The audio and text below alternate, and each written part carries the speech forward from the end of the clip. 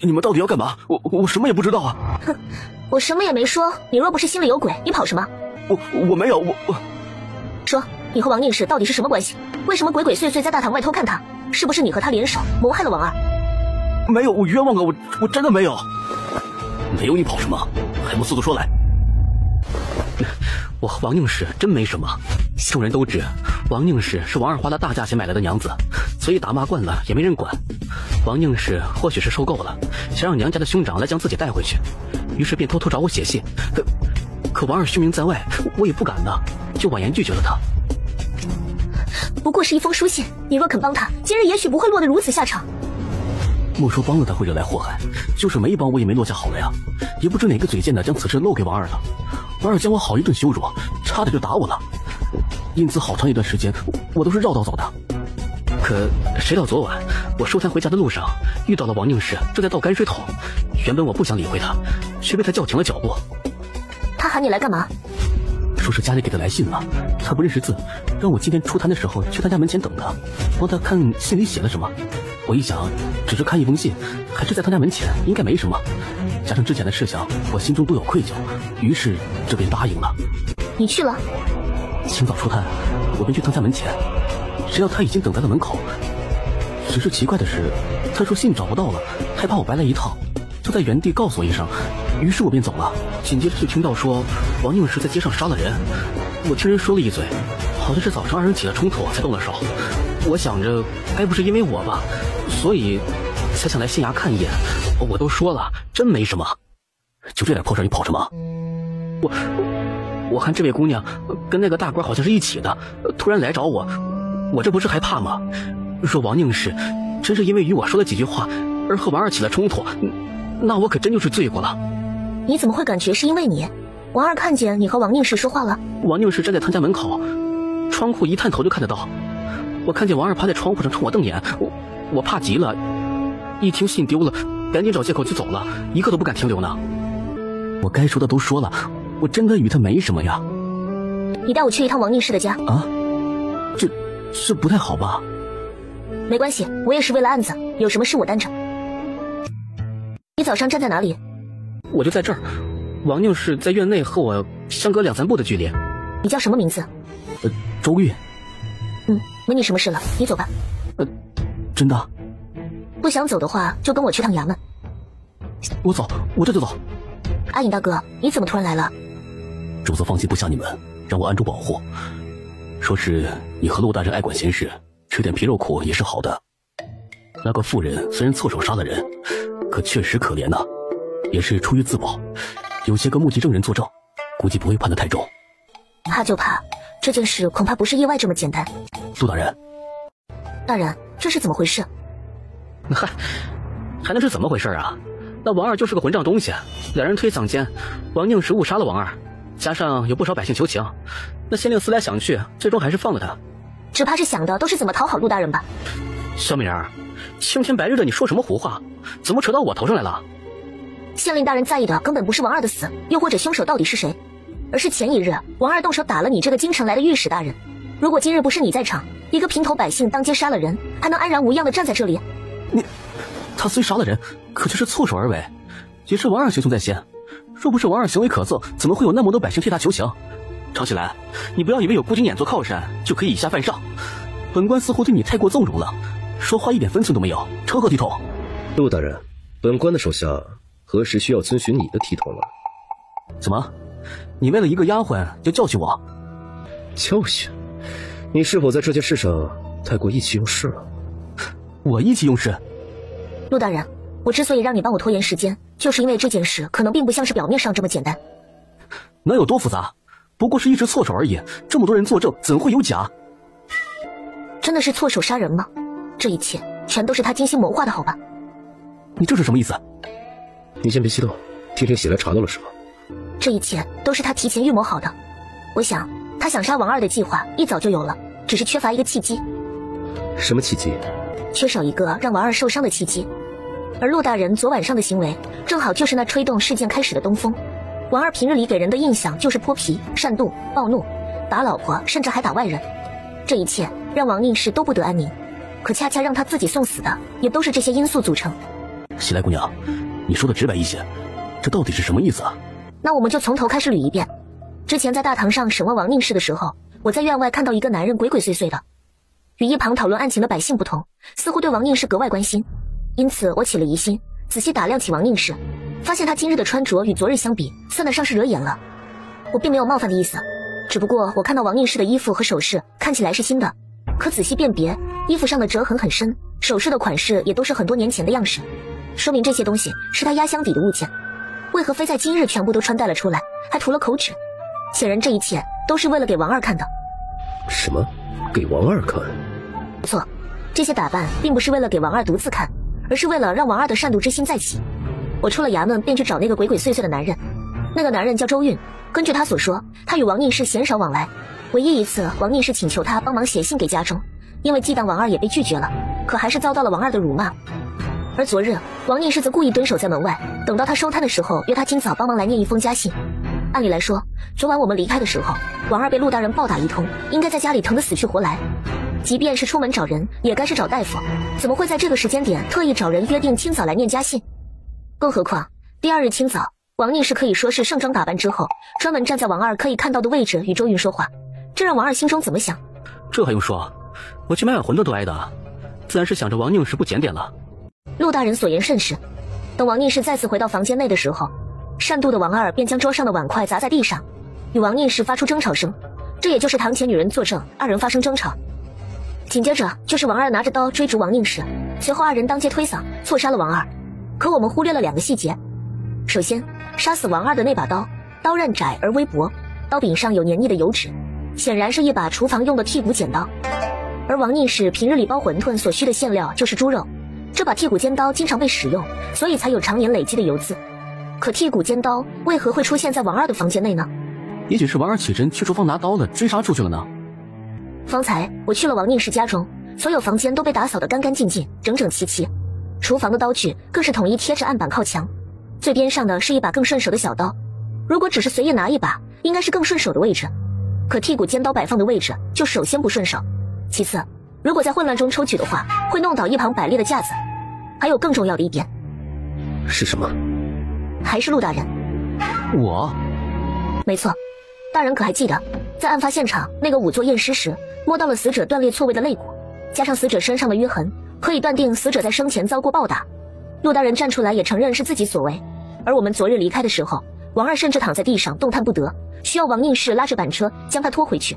试问一个普通人，肋骨断裂已经是疼痛难忍的地步，怎么会舍近求远，再跑一趟厨房挑选杀人的刀具呢？自然是手边有什么就拿什么了。而堂前作证的女人也说了，眼睁睁看着王二捂着肚子从屋内拿着刀跑出来追杀王宁氏，显然这把刀就在房间内，是王宁氏一早给他准备好的，为的就是利用王二的善妒激怒他，让他动手杀人。可他这么做，如果真的被王二砍死呢？所以说，设计的越多，就越容易有破绽。为了有人能给他作证，他必须把王二引到人多的地方。所以纵使王二腹痛难忍，跑起来十分艰难，却也还能追上王宁氏，并且在他身上划几刀，而不是直接捅死他。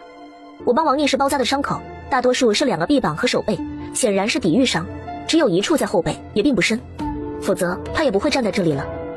他故意放慢脚步，假装和王二追逐，实则王二强忍着疼痛根本就跑不远。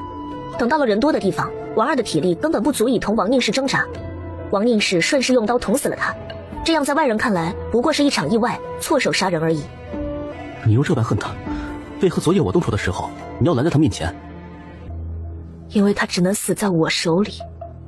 我们走吧，这里的事情交给他就好了。本官记得叮嘱过你很多次，有什么不满可以直接告诉本官。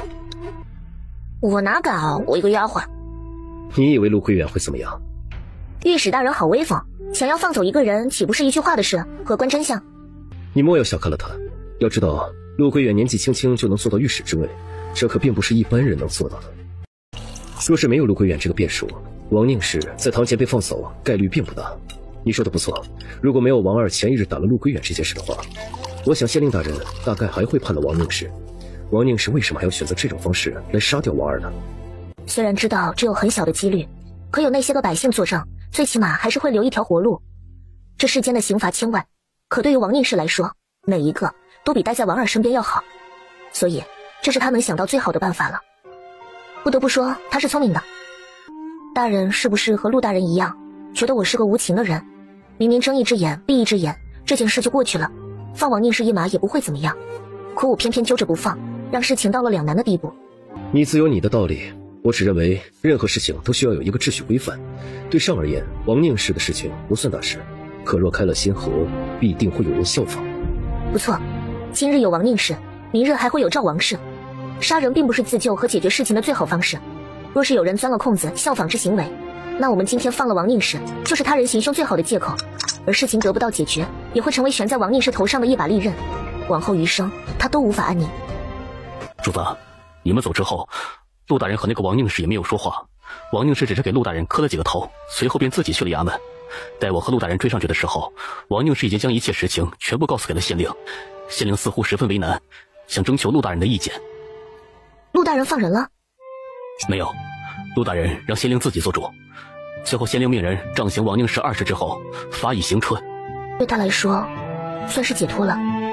只是搞不明白，陆大人听完之后就一个人闷着走了，我也不敢多问，就跟在后面。不用管他，咱们已经迟了1天半了，再任由他胡闹下去，怕是来不及了。明日一早赶路大归寺。是，主子。小美人，快来吃肉包子，刚出锅的还热乎着呢。阿颖大哥，还有东西需要我拿吗？没有了，收拾好就上车吧，主子已经等着了。哎呦，我说小美人，哎，你吃一个嘛，过了这村啊，到大归寺之前可就不停了，这一路上且有的饿呢，吃一个吧。陆大人的东西尊贵，哪怕是个肉包，也不该是我一个小丫鬟能享用的，这点子体统我还是懂的。哎，死丫头这么记仇，我这不是一直在气头上瞎说的吗？哎，顾景琰，让你不理我，这下你的好日子到头了。他怎么来了？哎，许是你离京太久，玲珑郡主太过想你罢了，追夫追到这里，也算是下功夫了。什么追夫？陆归远，你是想试试没有舌头的滋味吗？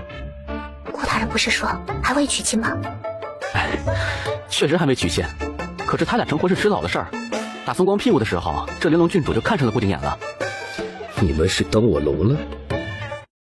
这大归寺还真气派啊！哎，小美人，你不生气了吧？你想要听故事啊？我这里还有好多呢。陆大人如此喜好讲故事，为何不讲讲自己的故事？哦，陆大人有什么故事？哎，你别瞎说啊，我哪有什么故事啊？我又没有一个郡主未婚妻，光棍一个，有什么可说的？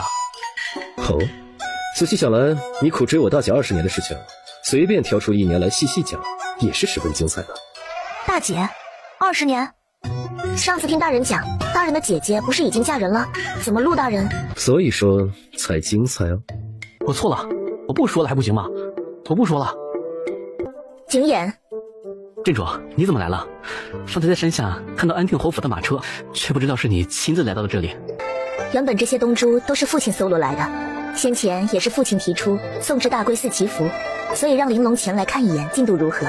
得知2位要来，玲珑已经恭候多时了，原想着今早就该到了的，怎么这么晚？有事耽搁了。景琰，那个丫鬟是陆大人的丫鬟吗？是我的属下。可是你身边从来都只有阿颖啊，她是怎么回事？我怎么没在京城见过她？怎么，本官身边需要什么人，还得问过郡主？深夜来访，叨扰方丈修行，实在抱歉。顾大人一路辛苦，快请进吧。不知大人深夜到访，招待不周，还请大人见谅。现已命人将房间收拾出来。这一路奔波，大人还请早些歇息吧。路上有事耽搁了，多谢方丈。这是老衲的大弟子，悟之，一切就交由他来打点。若是有什么需要的，尽可吩咐他去。诸位请随我来。景琰，我随你一起吧。爹爹有些话让我交代于你。有什么事你同他讲也是一样的。我累了，先回房了。哎，什么跟我说也是一样啊？我说顾景琰，我的命不值钱是吧？你累了我也累啊。女施主留步，师兄嘱咐过，你应该和其他女施主一起住在别院。多谢小师傅啊，只不过眼下呢，我主子还没休息，我哪敢现在就去睡觉啊？等一会儿顾大人歇息了，我再去吧。那好吧。介身师叔。你们也早些歇息吧。厉害啊，小师傅！怎么他们还要喊你师叔啊？我是师傅在山下捡来的，虽然年纪小，却也跟着方丈师兄算同辈。师傅圆寂后，师兄上任主持，所以其他人喊我一声师叔不为过。哦，原来如此，失敬失敬，我还以为你口中的师兄是方才的物之师傅呢。那你会忙到很晚吗？要不我等等你，送你去房间。没事，不会太晚的，时间也不早了，小师傅，你也快去休息吧。那好，那施主也是早些休息，若是需要什么，随时喊我，我就住在附近。大人，这怎么吃嘛呀？有的吃就不错了，是我们耽搁了时间来迟了，也没提前打招呼。这个时辰了，就有什么吃什么吧。哎，算了算了，我不饿，还是早些歇歇，明早再说吧。没别人，你坐下吃吧。玲珑虽然娇蛮任性，可心肠却不坏。若是他为难于你，也不必正面起冲突，有什么来告诉我便是。我一个小丫鬟，郡主为难我做什么？哎，别说我了，大人，你可是一点好脸色都没有。人家郡主生的花容月貌，家世更是显赫，大人你怎么能这样对人家？你一个小丫头能懂什么？我哪有是小丫头了？我爹在的时候恨不得随时将我嫁出去，男人之事我多少也懂得一些。你都懂些什么？我吃饱了。郡主，对不起，我没一点规矩都不懂，面对本郡主竟然不以奴婢自称，奴婢知错。大胆，你放肆！郡主第一次打奴婢是因为奴婢的过错，可这第二次又是为何？本郡主想打人还需要理由，你这个贱婢，本郡主亲自动手，你该谢恩才是。真是天大的笑话，怎么这天底下哪有人傻站着挨打的？郡主想打人，这里任何人都可以，可要是想打奴婢，是不是得先去问问顾大人？毕竟顾大人也没说在他手下当差还需要受这种窝囊气啊。反了，你们听到了吗？听到了吗？一个贱婢敢如此对我！这丫头还真厉害，虽说挨了一巴掌，可把郡主气得也不轻。要不是方才说您睡下了，恐怕郡主这会儿还要找您哭呢。大人，你该不会真的对喜来那个丫头动了什么心思吧？那丫头看似温顺，实则骨子里叛逆的很呢。你想多了，下去吧。死人了！死人了！顾大人，怎么回事？今日轮到我来扫洒佛堂，一开门就是这个样子了。是。起来，你先看看。阿颖，你看着，让所有人在院前等候，派人把所有出入口全都把守住，不允许任何人出入。是，大人。你来干什么？还不快回去，别来添乱！很可能是佛祖的惩罚。什么？不管是什么，我先看看尸体。怎么会是这样？他是死后被分尸的，看骨头的断茬，应该是斧头之类的东西。大龟寺地处邙山，应属昭元府衙管辖，我这就让人去报官。陆大人且慢。这位死者便是昭元府衙知府朱一之朱知府。什么？我这就去通知衙门。有什么发现吗？死者应该死了已经有3-4天了，应该是生前就被捆起来藏在了某个地方。死者嘴唇干裂起皮，看样子应该是捆绑了几日，然后一刀封喉，死者毙命，随即再用大斧头将尸体分割。只是有一点很奇怪。什么？一般的分尸，比如之前在央行城内的小孩分尸案，都是为了方便抛尸而将尸体分成多块。这具尸体被分得很匀称，并且凶手将其全部还原。物之师傅，你说这些都是佛祖的惩罚，是什么意思？诸位有所不知，这已经是大龟寺内出现的第5具尸体了。5具尸体都是这样？没有，并不是都如朱知府一般，只是所有尸体都被摆放在了这个地方，也都是月逢15之日被发现的，而且每具尸体的死状都很惨烈，所以继而传出死在佛堂一定是佛祖的惩罚。这些痕迹并不像是一般的绳子，绳子自身有纹路，如此深的勒痕必然会留下纹路，这里没有，而且勒痕的宽窄不一，最宽的地方，大人你看，有2寸之宽，什么样的绳子会有这么宽？那会是什么？但是还没想到，这是木槿花的叶子，后山有很多。尸体就先放在这儿，我会让人把守在外，还请方丈让人带路，我们去后山看看。女施主，我帮你们带路吧，那最好不过了，我们得快些了。女施主注意脚下，听闻后山常有猛兽出没，丧至了不少捕兽家，基本上后山是没有人来的。哦，猛兽？那有抓住过吗？没有，我也没见过呢。雾之，你是不是见过？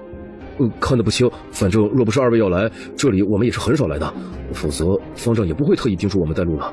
那是木槿吧？不错，那片便是木槿花。咦，那边是什么？不知道啊，是个木屋。奇怪，这里怎么会有木屋呢？谢琛小师傅，你上次进后山是什么时候？记不起来了，去年吧。平日也不需要来这里做什么的。雾之师傅呢，也没有见过那个木屋。贫僧也没注意过。那木屋前方有树遮挡，若不细看，确实看不清。是这里了，这块木槿已经失了水分，折痕处也已经枯萎，应该是几天前被压倒的。花杆倒向那边，是凶手拖拽死者，压倒了花杆，叶子残留在了死者的头发里。我们快去木屋里看看。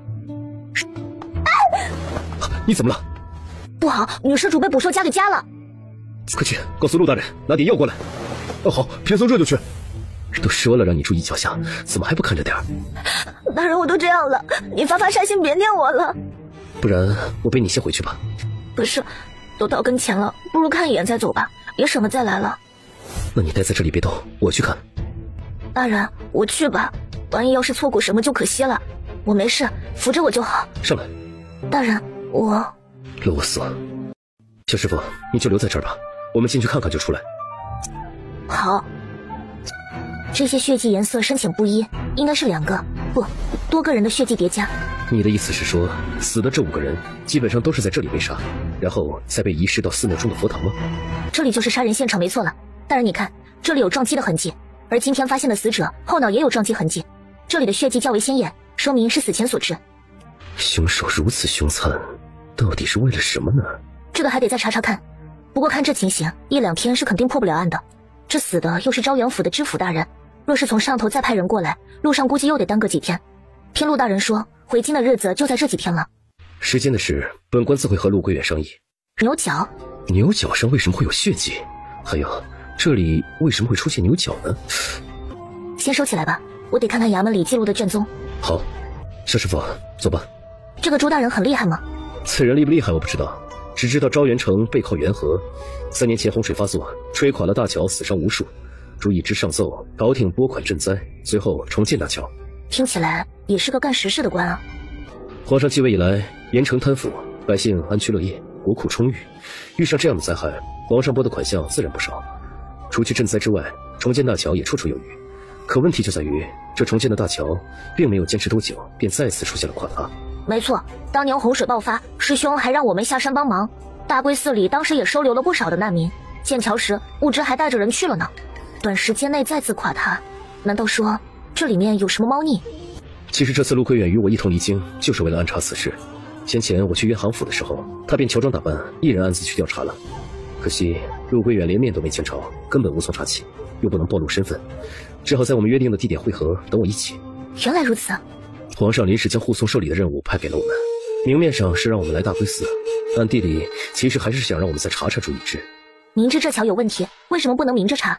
朱一之不过是一个小小知府，敢在这么大的事上动手脚，他背后一定还有别人。我是怕他成为别人的替罪羔羊而已。若想抓到背后之人，不能打草惊蛇，所以不能声势浩大的去查。小美人儿，快放我下来！快！你别乱动啊！别碰我，快离我远一点！哎呦，你这怎么搞的？怎么这么不小心啊？大胆贱婢，你怎么敢让毒桶背你？看见了吧？知道为什么让你离我远一点了吧？是我的意思，你不必责骂他。谨言，她不过是个丫鬟，你如此偏颇她，她早晚要骑在主子的头上。昨晚上你都没看到，她居然推了我。不是啊，我没有啊。你看她，一个奴婢，张口闭口我，一点规矩都没有。哎，好了，要教训的回去再说。你看他脚上的伤这么严重，走不了难道扔在原地自生自灭啊？陆大人，你怎么也帮着他？好了，都闭嘴吧，赶紧给他上药吧。这么热的天，若是严重了，耽误行程。你们几个继续往前，前方木槿花丛后面有一处木屋，将附近看守起来，不许任何人接近。是，大人。各位大哥小心一点，附近有很多捕兽夹。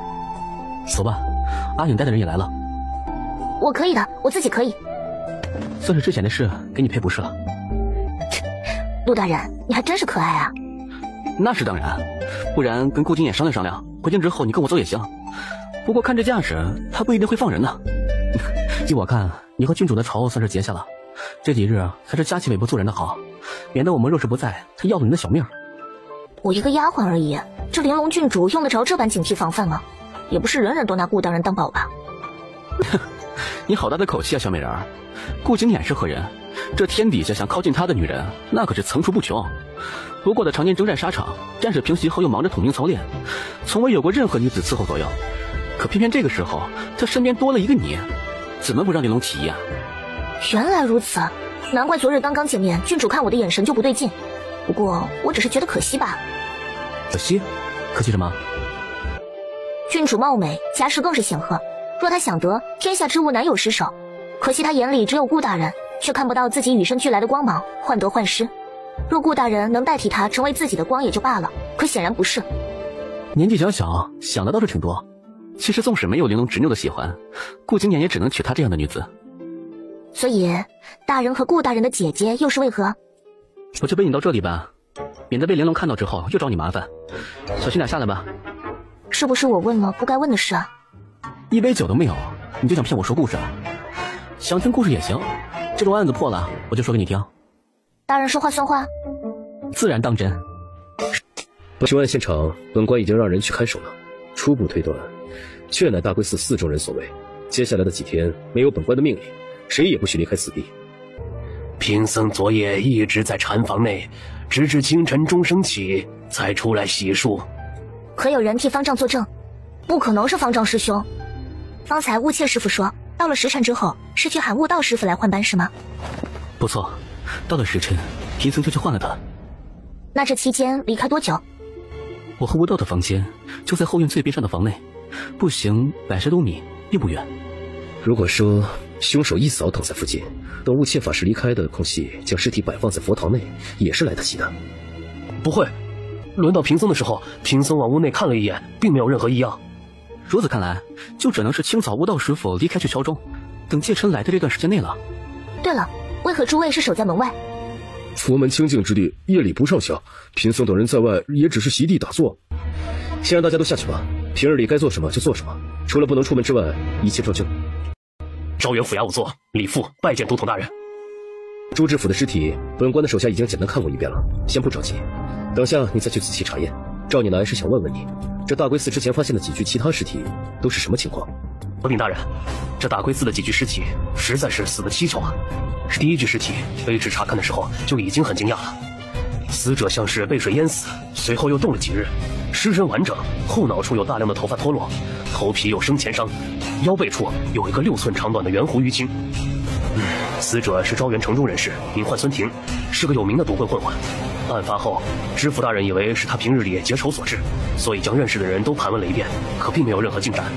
甚至这孙婷死了好几天都没人知道，直至尸体被发现后，画像贴在了城中，他娘子来衙门认尸的时候才知道他死了。正常，这样的赌棍平日里出走3、5日，家中肯定不会重视。知府大人盘问的思路也没问题，只不过这赌棍死了，为何出现在大归寺，这才是重点。第2位死者死于初春时节，被发现的时候浑身散发着腐臭，根据卑职的判断，应该已经死了有7、8天的样子了。致死伤在心口的位置，不知用了什么东西钻了一个拳头大小的窟窿。死者面目狰狞，双手蜷缩，死前应该承受了巨大的疼痛。窗口表面十分粗糙，并不像是利器所为。你有没有剖尸验心？这位姑娘方才说了什么？剖尸验心？你这小丫头，手法倒是生猛残忍，人都死了，怎么还挖心呢？窗口表面粗糙不平整，说明造成的凶器本身就很钝。如果很钝，不能一招毙命，凶手和死者之间就有可能产生争斗。既然尸体并没有其他任何痕迹，那这一处就是致死伤。可若这件凶器不能造成一招致命的程度，那就会有第2件凶器。你的意思是，我们找到的那个牛角只是其中之一？牛角？不错，我们在凶手行凶的现场找到一枚沾染着血迹的牛角，死者心口的窟窿应该是用这个牛角钻的。因为血迹并不算厚重，所以我推断应该是先用匕首一刀致命，然后用牛角钻出窟窿的状态。所以方才问你有没有剖尸验心，如果有，就能看见到底第一种凶器是什么。不过现在这些不重要了，重要的是为什么要用牛角来多此一举？这位姑娘好生厉害，在下佩服。不知姑娘是？我只是个丫鬟。丫鬟？不愧是都统大人，手底下的一个丫鬟都如此厉害。好了，这第二具尸体是何背景？若说先前那个赌棍孙婷，卑职倒觉得死有余辜，可这第二位，卑职就有些想不通了。此人名唤沈求，是个教书先生，平日里口碑甚好，从不与人结怨。卑职家的孩子便拜学在其门下，对沈求更是赞不绝口。死得这么惨，卑职属实是没想到的。你说沈求死了7、8天后，尸体才出现在大归寺？没错。卑职见到尸体的时候，确实已经开始腐烂发臭，7、8天有的。卑职还问了我家孩子，说是确实沈求有很久没去学堂了，以为是去回老家了。那第三具呢？第三具，这第三具属实有些恶心。根据尸体腐烂程度来看，死了也是4、5天的样子。之所以说恶心，想必大人是知道的。这上面记载的并非是将尸体全部油炸，而是大部分尸体表面有油炸痕迹。没错，尸体的正面全部像是被油炸了一遍一样，肉体蜷缩，有红黄相间的亮泡，可是背面却是正常腐烂。我看了这上面画的尸体被分割的块数，尸体的大小放进锅里的可能性并不大，之所以表面像是被油炸了一般，应该只是用热油浇了上去。死者真正的死亡原因是头部受到撞击，后脑有碎骨。所以这用油炸和牛角戳窟窿，并不是为了掩盖真正的死因，而是另有目的。什么目的？不知道，但是应该是给人看的。给人看的？给人看的？给人看的？不错，凶手故意用这种手法，是想让人看到死者奇特的死状。这个家伙到底是怎么想的？人都已经杀了，为什么还要多此一举，弄得这么恶心？肯定是病得不轻啊。秦言，你早上都没吃东西，方才我专门让人给你做的，先吃一点吧。不了，我还不是很饿。这怎么行呢？郡主一番好意，大人还是先用饭吧。正好我和仵作再去看看朱大人的尸体。抄起来。对了，方才咱们话说了一半，我看着卷宗记载，这第三具尸体是具女尸。不错，是位女死者，身材矮小且面目全部被油炸过，被炸过的地方焦红，分不清脸。既然是女死者，头上可有佩戴珠钗，尸身可有佩戴首饰。这具被炸的尸体并没有看见完整的衣服，但肩颈处挂着一个玉锁。那具被炸的尸体的头颅内，门牙上有一颗用金子包裹着的牙。前2位死者身份明确，那这位死者没有人来认尸吗？原本这案子就透着股子邪气，你想，什么人敢在佛像前杀人呢？接连死了好几个，很快就有传言，这3人是被佛祖惩罚而死，传得神乎其神的。朱大人让人贴了告示，直到现在也没人来认领尸体。还有一具尸体是什么情况？还得您详细说说。要我说，这第4具尸体比第3具更要惨一些。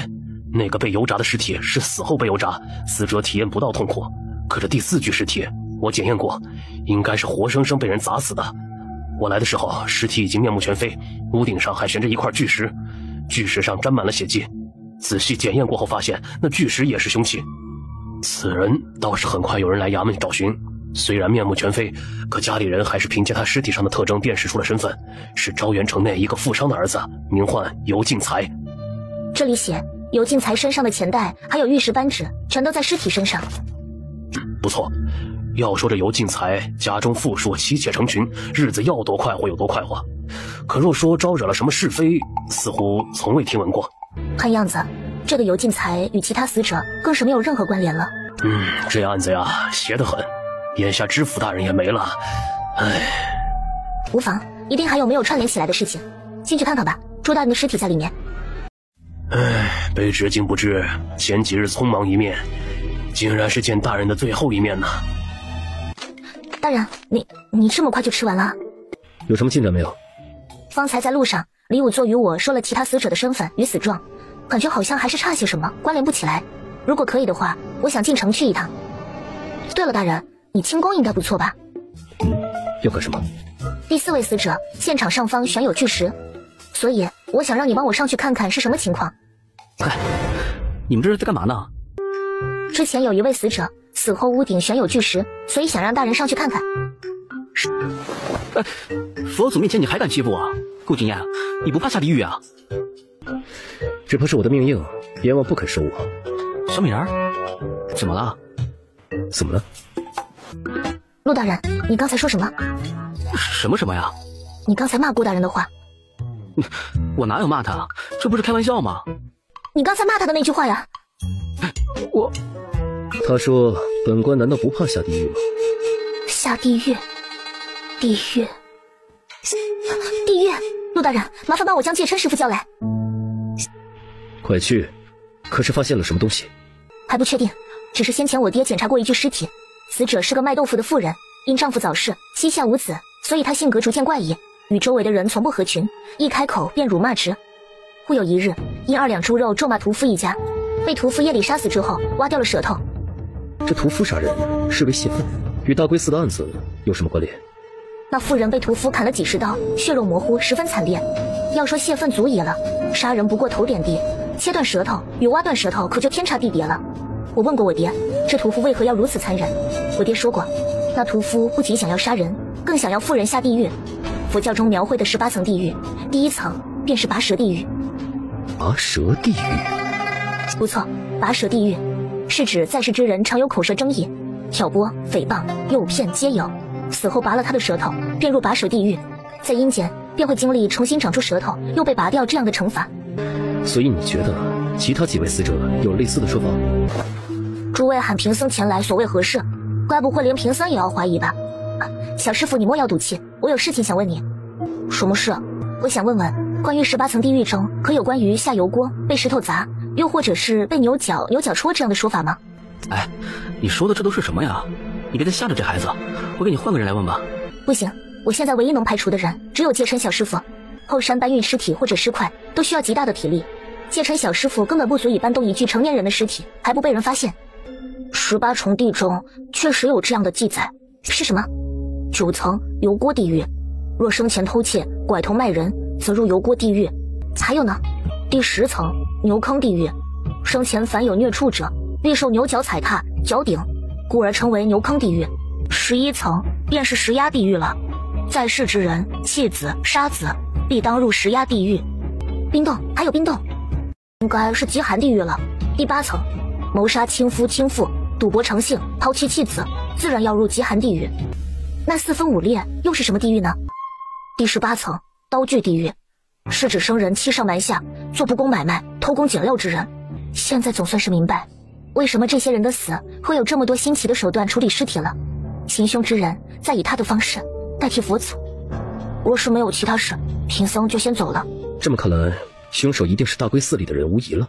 只是这人也不知道是怎么想的，明知道我们在场，还偏偏继续行凶。这个人一定十分教条，这般复杂的用自己所认为合理的仪式处理了尸体之后，必须在15这天让人将尸体发现。回想起介琛小师傅的话，也许凶手以为15这日将尸体摆放于此，会让这些人的罪孽得以加倍的惩罚。这不是疯子吗？没错，是个疯子。其实我们到来在计划之外，因为之前在路上耽搁了的原因，如果我们提前到的话，15这日或许已经离开了。可我们偏偏来迟了，而他又必须在15这日将尸体暴露人前。人已经杀了，藏尸也好几日。如果是我，可以再等等，不必急于这么多人都在的时候。或许他来不及了。什么意思？大人，我的脚需要看大夫，你安排人带我下山吧。这里人生地不熟的，本官亲自带你去吧。景琰，你这是干嘛去？起来的脚得看大夫，我们去就会。不过是一个丫鬟，阿隐陪着就行了，你怎么还亲自去啊？景琰，我害怕，这里死了人，你们走了我怎么办啊？不然把郡主带上。既然如此，那就劳烦陆兄留下来给郡主保驾护航吧。景琰，你让开陆归远。他们是去查案了，还得去驿中看看尸体呢。郡主，你前进之去还是别去了。真的？当然，只不过现在凶手可能是大龟寺里的人，不能打草惊蛇，所以才找了个借口而已。郡主要是不相信我，自己跟上去看便是。到时候若是真的见到死尸啊、蛆虫啊、脑浆子之类的，这个贱婢看起来还不如其他丫鬟懂事，当真有你说的那么神？那是自然，也是看在他聪明的份上，顾景琰才对他另眼相待的。不就是破案吗？谁不会？唉，顾青眼呀，顾青眼，你的凤宁寨凭什么受罪的是我呀？郡主，陆大人回房间了。不就是破案吗？走，咱们也去瞧瞧。不行，你不能跟着。可是郡主，你得在门外守着，若是有人来问，就说本郡主在休息。啊，那什么呀？让你干嘛就干嘛，别跟那个贱婢一样学的没规矩。奴婢不敢。瞎了你们的狗眼，本郡主也敢拦？都统大人说了，不让任何人出去。郡主，您还是回去歇着吧。放肆！顾都统让你们看守，是怕凶手出入。本郡主是凶手吗？本郡主自会跟顾大人交代的。卑职王淼拜见都统大人。都统大人，您可要为朱知府主持公道啊！好端端的怎么就死了呢？将大归寺所有命案相关的证物和卷宗全部整理出来。另外，去给我寻一位大夫来。大人是哪里不舒服吗？卑职这就让人去。不是我，是他，速去速回吧。王淼，老爷呢？老爷呢？哎呦，夫人，您怎么到这里来了？尸体还没送回来吗？我的老爷，什么人下得如此狠手啊？夫人别哭了，这位是都统大人。大人，都统大人，您可一定要为我家老爷做主啊！好端端的，怎么就被人杀了呢？正在查，稍后会将尸体运回来，还请节哀。这位便是朱大人的夫人吧？正是，来得正好，有些事还想问问您。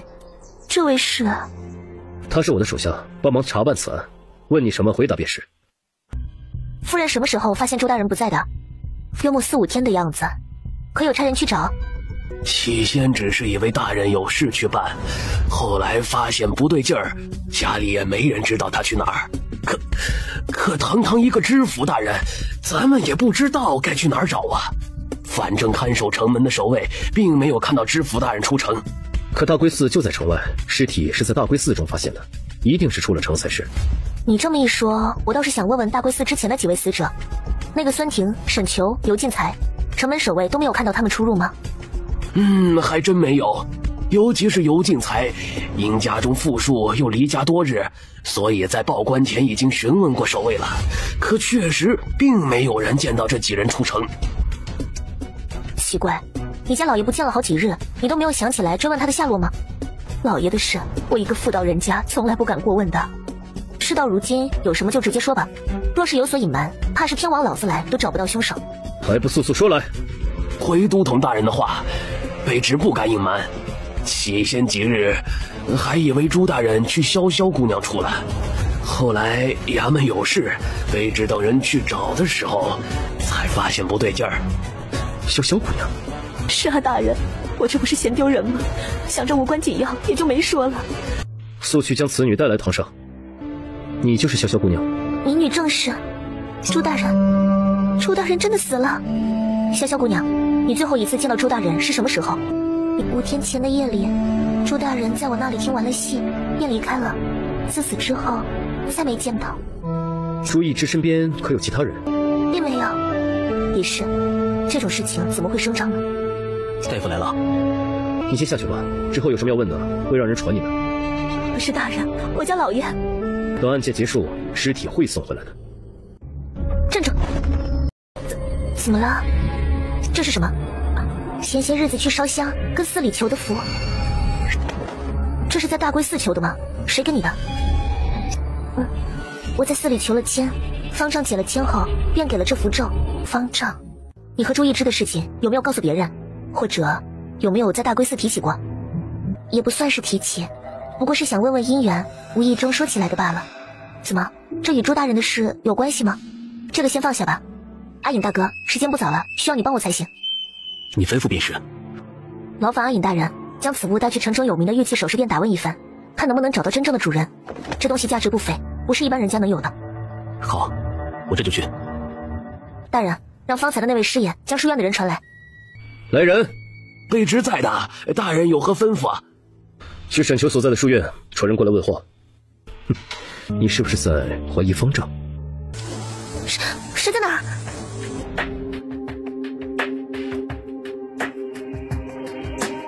谁？到底是谁？都统大人，书院的先生来了。曹明拜见都统大人。关于沈求的事，先前草民该说的都说了，不知还有什么能帮到大人的。先前的卷宗我看过了，这沈求平日与周围的人相处甚欢，好像确实没有什么特别的地方，只是突然有些线索想要多问问。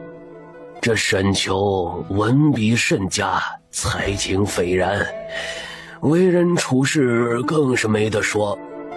我也想不明白，什么人能对他下如此狠手，非要置他于死地不可。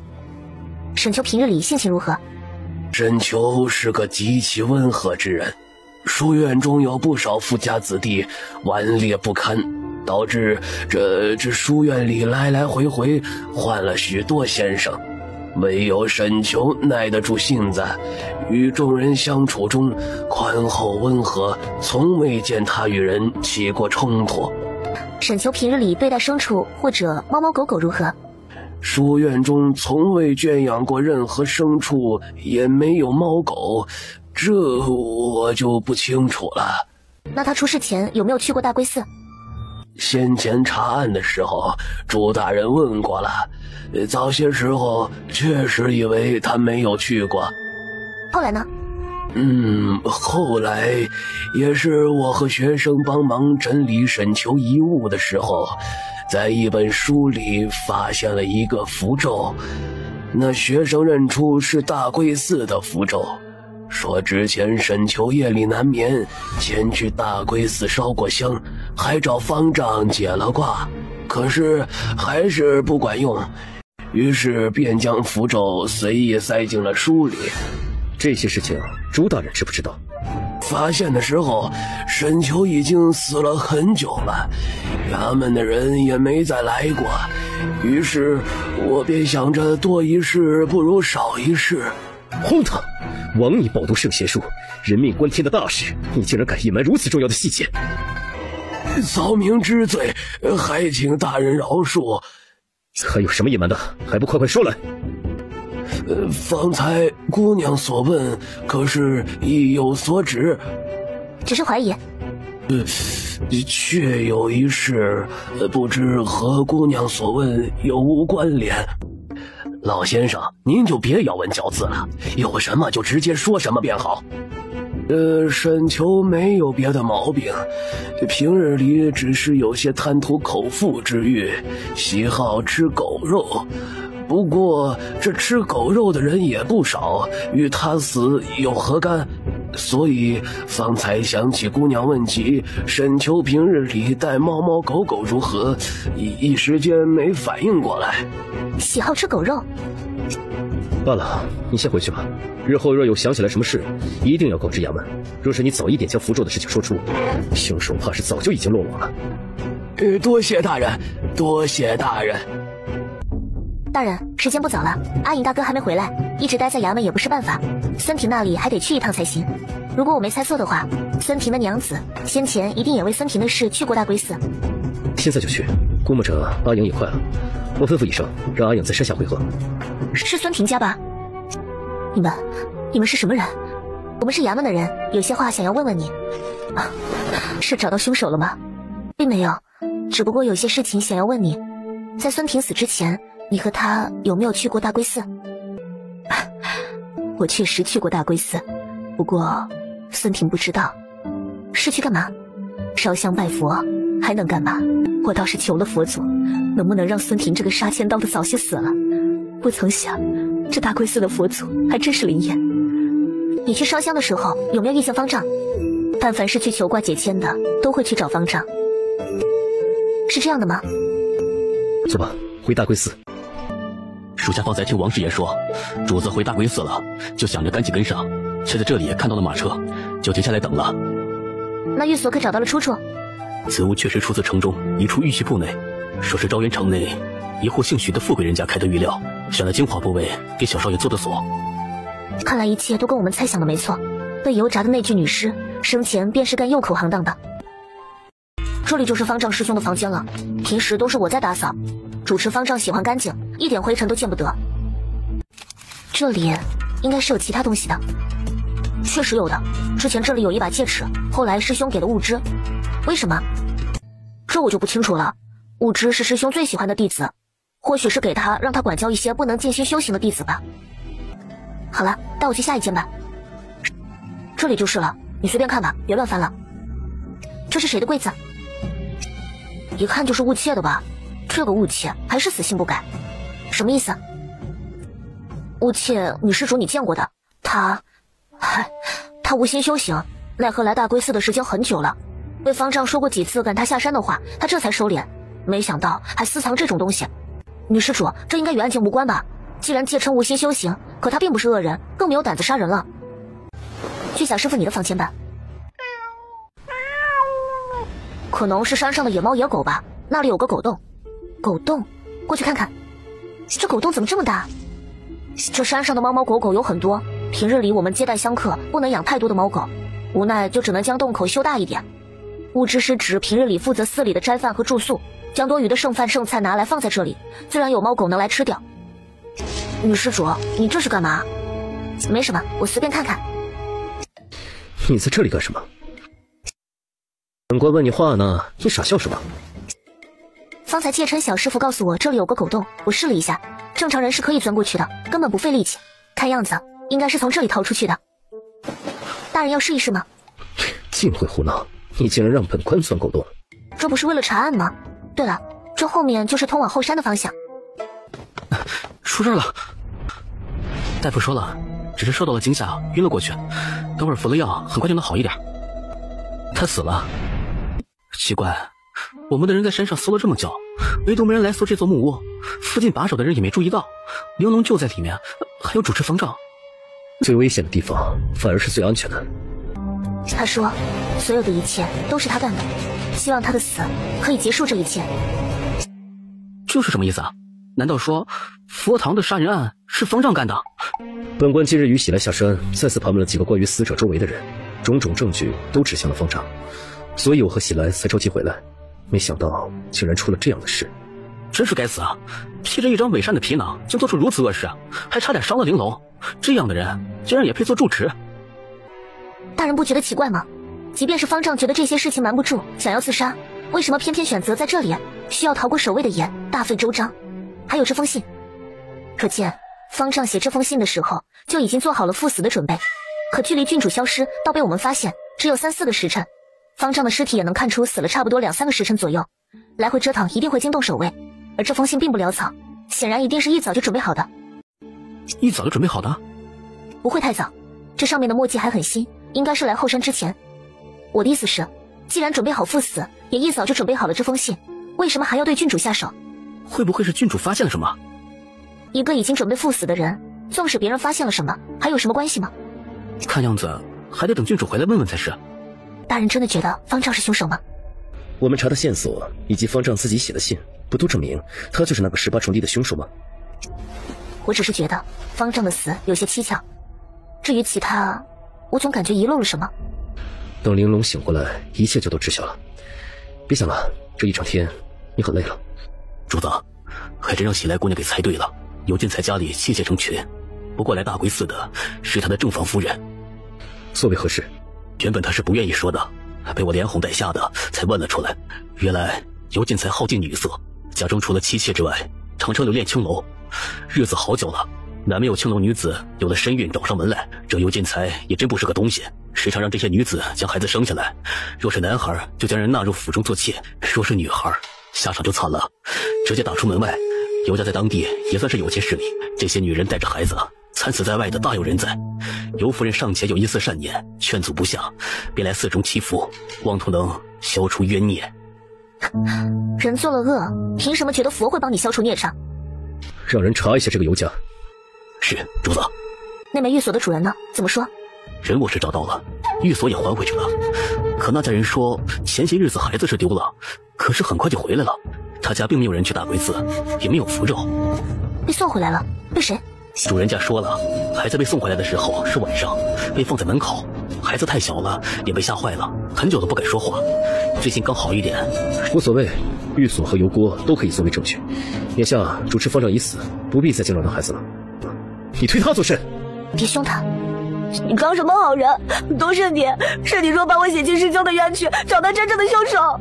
找来找去，师兄为什么死了？你说呀，都是你。谢晨小师傅，你先别哭。介尘师叔，别胡闹。对不住了，女施主。介尘师叔还小，又和师傅关系最好，一时间控制不住，还望见谅。你先回房去吧，这里交给我。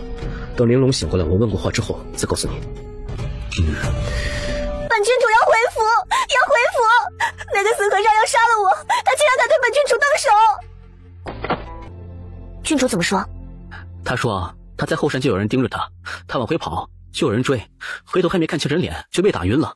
等他再次醒来，就看到是方丈说自己是杀人凶手，今日便了结了这一切。说完就再次打晕了他，再醒来就是现在了。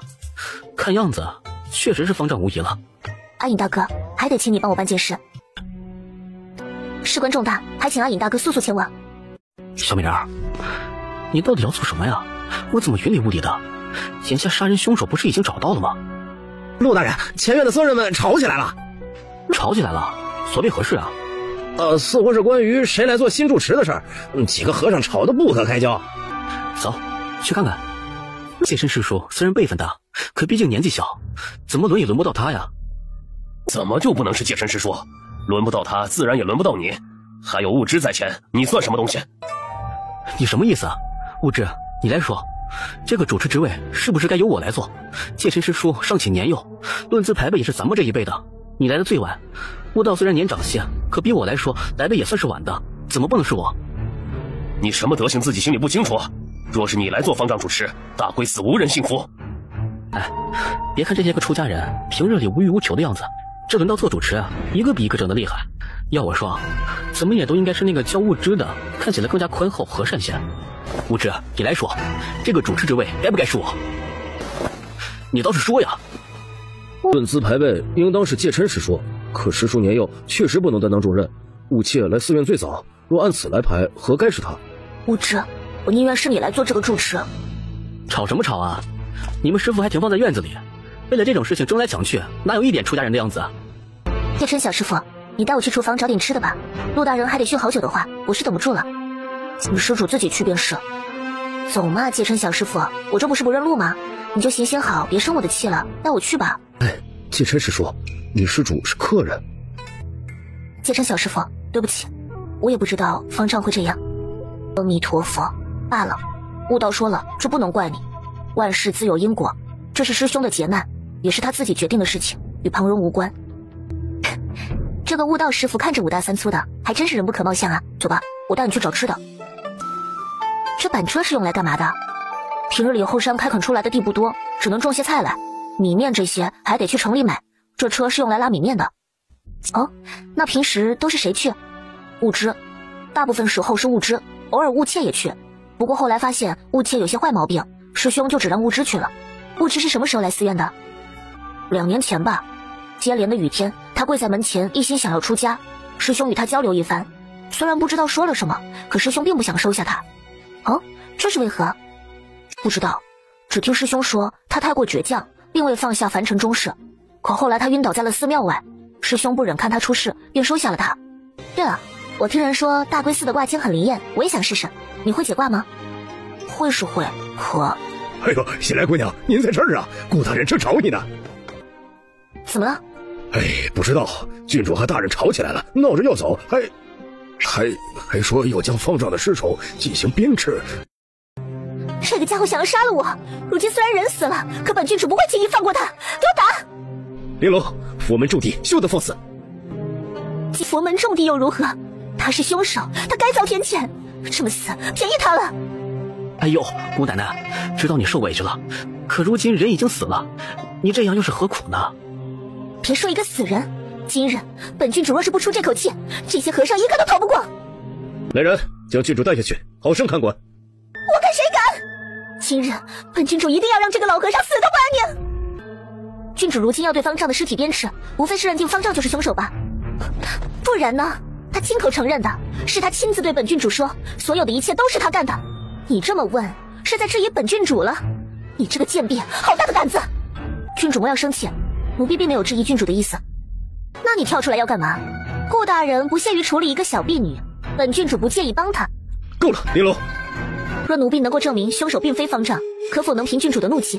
哼，你算个什么东西？你拿什么证明他不是凶手？常喜来，你今日若信口开河，本郡主就拔了你的舌头，看你如何巧言令色迷惑别人。真凶确实另有其人。哎，你有没有把握呀？若是真的拿不出证据，玲珑可是说到做到，到时候即便是我们想要包庇你，怕也是不能了。陆大人说的不错，若你今日拿不出证据，本郡主绝对说到做到。若是奴婢所说非实，任凭郡主处置。不过奴婢有些话还想问问郡主。好啊，你问。听闻郡主昨日被打晕了2次，第一次被打晕的时候，可有看到动手的确实是方丈？我只看到了是一双男人的脚，但是醒了时候确实是他绑了我，还用一块脏帕子堵住了本郡主的嘴。也就是说，第一次郡主被打晕的时候，并没有看清行凶的人是谁，对吗？虽然没有看清，可不是他还能是谁啊？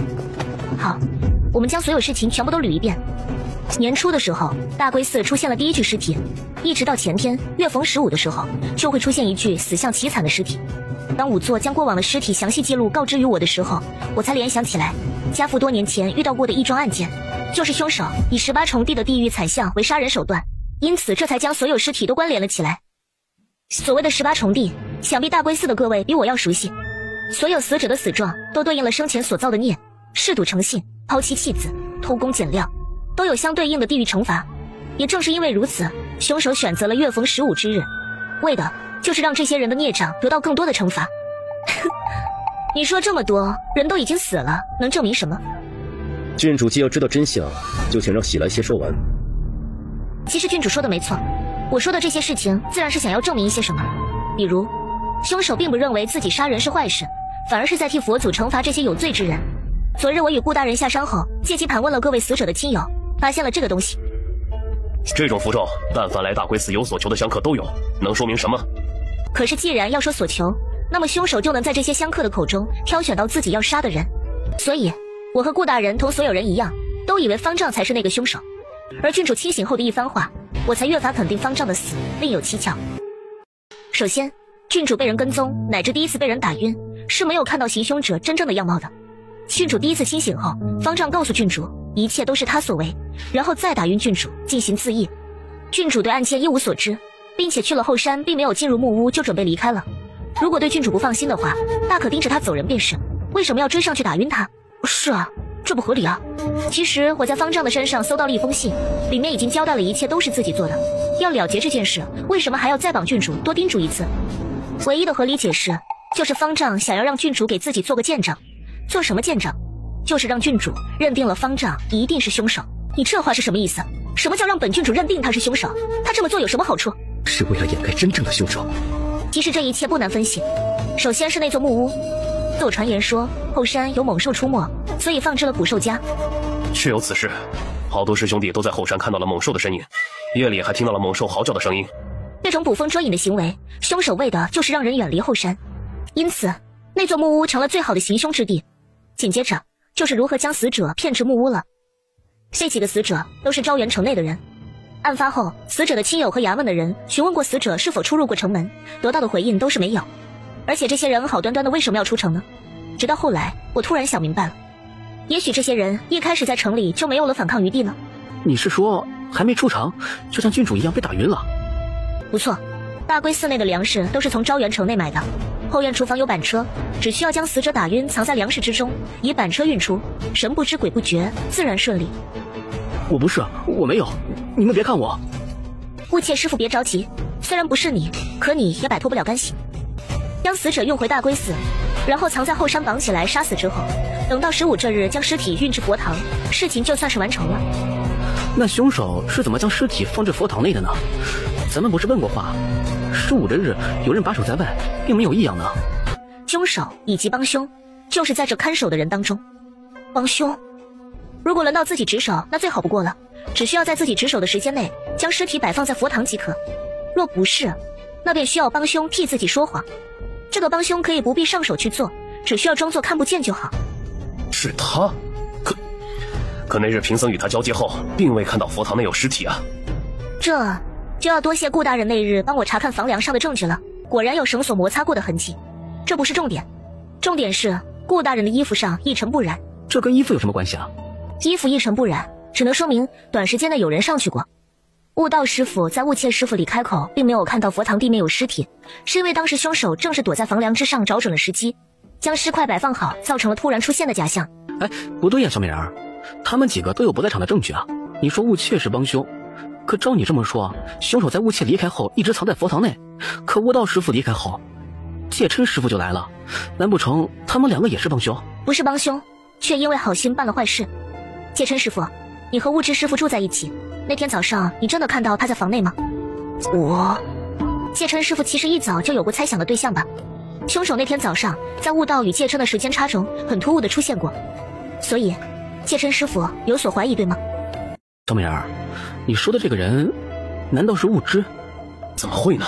悟之可是师傅最喜欢的弟子。是啊，悟之师兄人最好了。戒琛师傅，我想问你，你到底跟方丈说了什么？女施主，是不是这一切都怪我？戒琛师叔，你别害怕，有我们在呢。女施主，戒琛师叔还小，你……悟道，这一切都怪我。那天早上我起来的时候，悟之他刚从外面回来，说去上茅房了。我只觉得是一件小事，并没有在意。后来女施主问起18重地的事情，我与悟之住在一间房内，对他更为熟悉一些。悟之平日里最常念的就是因果报应，而在之前的案件发生后，他也说过这些人是该下地狱的话。我虽然不知道到底是不是他，可总觉得有些不安，于是我就找方丈师兄说了这些。悟之，他说的都是真的，这一切都是你做的。这一切不过是你的推论与猜测而已，常喜来，你有什么直接的证据吗？喜来姑娘，你要的人我给你带来了，没有太晚吧？来得刚刚好。不知道诸位找我而来做什么？他还是个孩子。这位夫人，是我冒昧了，召你们来并无其他，只是听闻前些日子公子走失过，可有此事？小儿一时贪玩，好在找回来了。哦，那小公子是怎么回来的？实不相瞒，小儿是他自己回来的。等发现的时候，他就已经坐在家门前了，家里人都吓坏了。小公子能安然回来，自然是有贵人相助。今日我便帮你找到这个贵人。眼下他在何处？小少爷，这里有你认识的人吗？这位大师，是你救了我儿吗？常喜来，你这是什么意思？在这里找了2个不认识的人来，故弄什么玄虚？郡主不必着急，你要的说法自然会给。郡主此言差也，这2人并非不相干的人。好了，阿影大哥，你送他们走吧。一直以来，所有的证据都好像是在指向方丈，所有人都说来大龟寺找方丈解卦拿了符咒，可戒琛师傅提醒了我，方丈的身边一直都有一个人，这个人就是悟之。所以并不是方丈，而是跟在方丈身边的悟之。而那个被油炸的右口并没有来人报官，也没有找到任何亲友，是因为被悟之撞见诱拐孩子而被杀，所以那孩子认得出送他回去的是悟之。不错，18重地杀人案件是从年初才有的，而悟之来大龟寺也不过2年时间。戒琛说过，2年前后山开始出没巨兽，之前他并没有注意到后山有木屋，那这一切自然对上了。而悟之受到方丈的赏识，给了他戒尺，让他约束师兄弟，这也让他发现了悟切的秘密。作为一个出家人，却难戒色，作为要挟，悟切成为了悟之的帮凶。这个帮凶只需要守口如瓶即可。我什么也没干，与我无关啊。你是什么也没干，若不是你利欲熏心要挟悟之，帮助你当上住持，我可能还想不到悟之还有帮凶。我没有，你胡说。可方丈亲口，我想郡主是方丈从悟之手下救出来的吧？戒琛师傅的话点醒了方丈，方丈去质问了悟之，悟之应该是没有说谎的，否则方丈也不会在他身上留下惩戒的痕迹。我不后悔，是他们该死，是他们该死。他们该不该死，不该由你来决定。方丈为了护着你，宁愿自己做替罪羊，你却仍旧执迷不悟。悟之啊悟之，你对得起他吗？我不知道，我真的不知道他会死，我没想到他会死。方丈知道你是凶手后，就已经打算替你顶罪了，否则他不会一早就准备了那封认罪的信。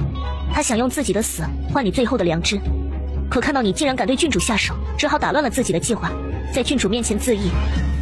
悟之，我不知道你到底经历了什么，可没有人能轻易决定另一个人的生死。你以为你替佛祖杀了孽，却不知最大的孽在你自己。我没错，他们该死，是他们该死，他们抛妻弃子，泯灭人性。朱一之挪用赈灾款，大乔他了2次，多少人为此丧生，你们又凭什么？都统大人，玲珑郡主，你们高高在上，为了一个老太婆的生辰耗时耗力，可有谁曾问过天下黎民百姓之苦？一颗东珠便能救一镇之人的疾跑，你们与朱一之又有何异？大胆，胆敢如此污蔑太后！大人，若无其他事，奴婢先退下了。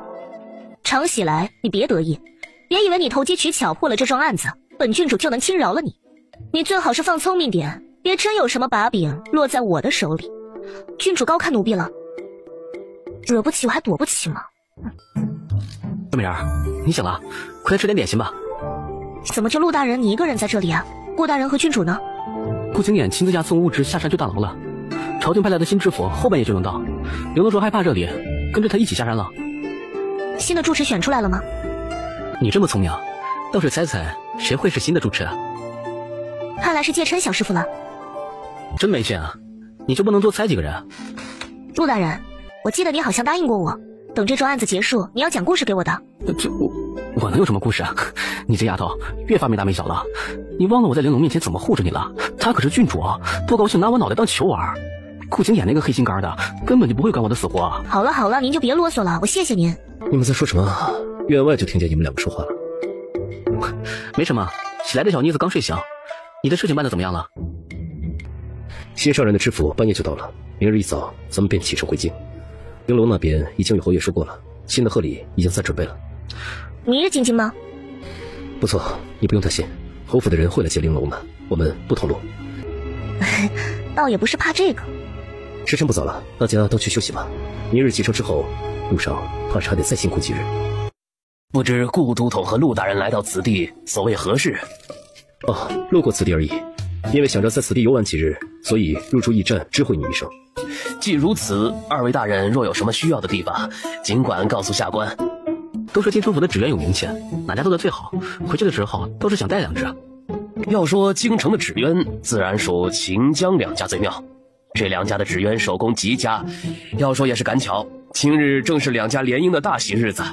江家公子江玉郎迎娶秦家小姐秦妙儿。刚才本官进城之际，确实看到了一队迎亲的队伍，看来就是你口中的所谓秦江2家了吧？正是呢。启禀师傅，江家来报案了。今日江家大喜，出了什么事？是新娘子死了。你说什么？仵作还在勘验，不过卑职看了一眼那尸体，无情无情的，吓人极了。既如此，去府衙大堂转转也好。江玉郎，这到底是怎么回事？草民不知啊，只是轿子到了门前，新娘不肯下轿，草民上前查看的时候，人已经死了。这没有进我江家的门，就不算是我江家的人吧？反正人我已经送到了，还请秦老爷尽快将彩礼送回，我们2家就此两清。你好没良心！我女儿才出了事，你就这番嘴脸，早知道我就应了妙儿，不让妙儿嫁给你这个畜生了。江玉郎，你堂堂7尺男儿，怎能如此混账？这我还没叫娶呢，多晦气啊，娶个死人。行了，都别吵了，先看看尸体什么状况。启禀大人，经下官验查，死者乃中毒身亡，死亡时间不超过2个时辰。2个时辰？不是，她不是妙儿，不是妙儿，倒像是是妙儿的陪嫁丫鬟夏来。好啊，你们就敢骗我？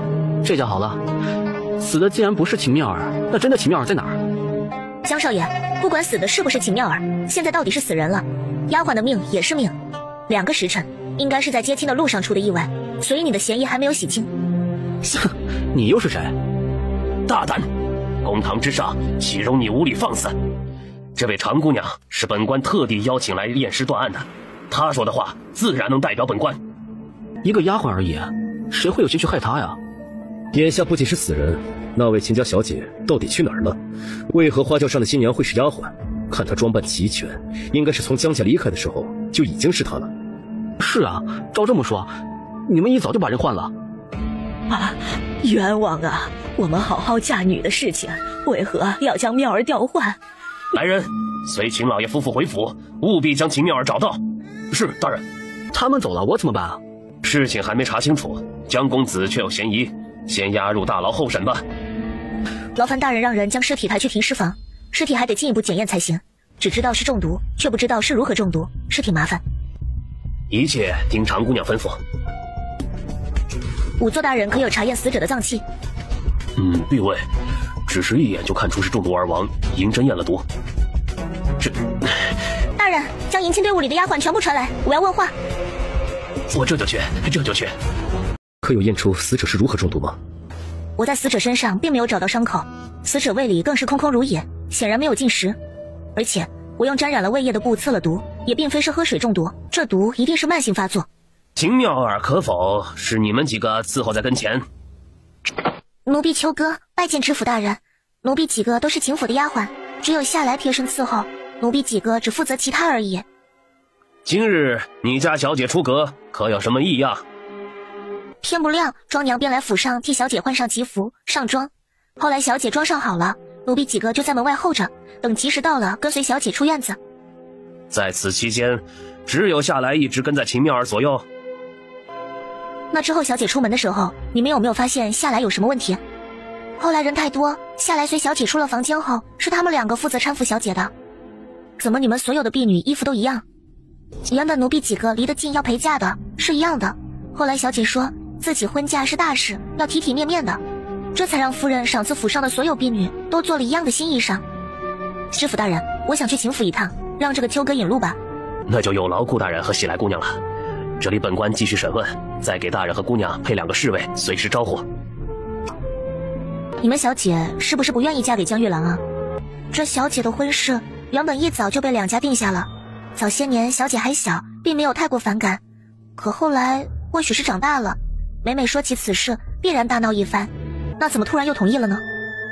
其实一直都不同意的，只是老爷进了族，不让小姐出院子，放出话去，捆也要将她捆上花轿，小姐可能就此罢了，这才乖乖准备嫁人。你家小姐可有其他心上人？可不敢瞎说，老爷家规森严，小姐向来大门不出二门不迈，哪有机会认识别人啊？那你家老爷或者是小姐可有什么仇家？这更没有了，我家老爷是出了名的大善人，小姐虽然性子冷淡，可对我们下人都是极好的。那夏来呢？那夏来最讨小姐欢心，平日里虽然不安分，可小姐从不罚他。哦，不安分？怎么个不安分法？只是好几次夏来当值的时候都不在，我们告到小姐面前，小姐也只是说是她留下来帮自己写东西。你怎么知道你家小姐是在替夏来说话？好几次路过都只看到小姐一人在屋子里。你家小姐与夏来长得是否相似？我家小姐眼尾有颗红色的痣，可我家小姐生得貌美，那颗痣更是平添几分艳丽。夏来一个奴婢长相还不如我呢，她凭什么？不过是个头差不多而已。可有找到踪迹？启禀大人，在后院的院墙外有一堆茅草盖着一个梯子，人应该是从那里跑了。秦老爷呢？老爷还没进院子就晕倒了，这会子大夫在跟前呢。姑娘，你说我家妙儿会不会是被人给害了？老夫人您先别着急，赶紧加派人手在城中查找吧。知府大人那边也已经让人在城门盯着了，只要没出城就还能找到。夫人还请注意身体，我想去小姐房间里看看，说不定能找到什么线索。快带这位姑娘去看，赶紧把妙儿找回来要紧呐。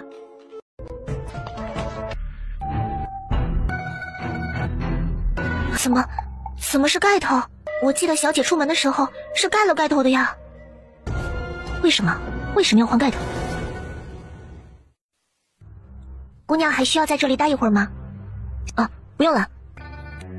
方才我去看了一眼放置梯子的地方，看到梯子的磨损程度，只怕是有些时间了。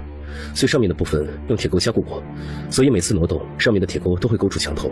这些被勾过的痕迹，深深浅浅，错落不一，显然不是第一次了。你那边可有什么进展？我发现了一个盖头，感觉很可疑。盖头？死者的身上是有盖头的，可这个盖头出现在床底下，而且从绣工和面料上来看，更像是和吉服配套的那个盖头。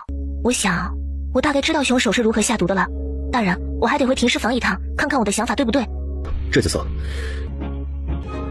大人，真的是这帕子有毒？难道说，凶手就是秦妙儿，专门换了有毒的帕子给夏来？你也累了一天了，眼看太阳就快落山，先回驿站休息吧。清早还感慨着两人金玉良缘，怎么新娘都没下花轿就死了？可惜啊，实在是可惜啊！死的是丫鬟，真正的新娘子不见了。别跟他啰嗦了，先吃饭，吃完饭赶紧休息吧。反正一时半会儿人也找不到，不如跟我去转转。不凑热闹了。啊去！啊去！陆大人，您这是怎么了？要让大夫给你看看吗？大夫一早就瞧过了，给我抓了药。昨晚喊你们去逛夜景，你们都不去。夜里下大雨也没人管我，一路跑回来就感染风寒了。看你这样子，也别乱跑了，好好在客栈休息吧。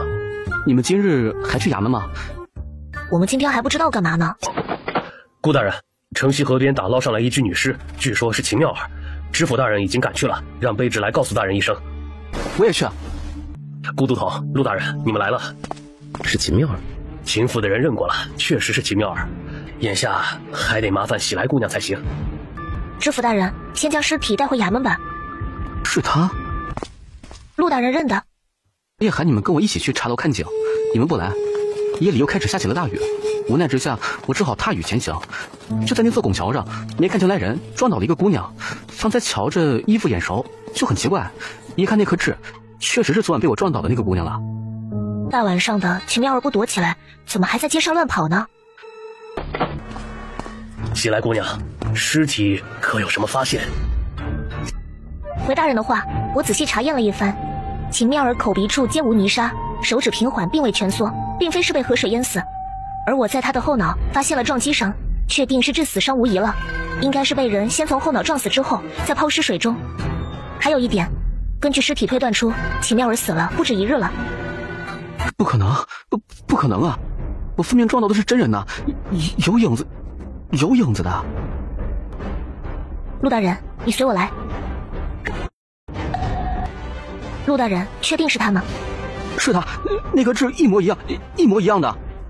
奇怪，陆大人昨夜看到秦妙儿，可他明明死了不止一个晚上了，这怎么可能呢？不过既然如此，那陆兄看到的会是谁？哎，不对啊！哎，还真不是同一个人。怎么说，陆大人？昨夜我看不清路，走的有些匆忙，撞到那个女人之后，那女人的袖子被擦破了，所以我心里愧疚的紧，询问她如何了，她便一言不发的就走了。这袖子完好无损，并非是被擦破的那只。可为何陆大人方才你一直认定是秦妙儿？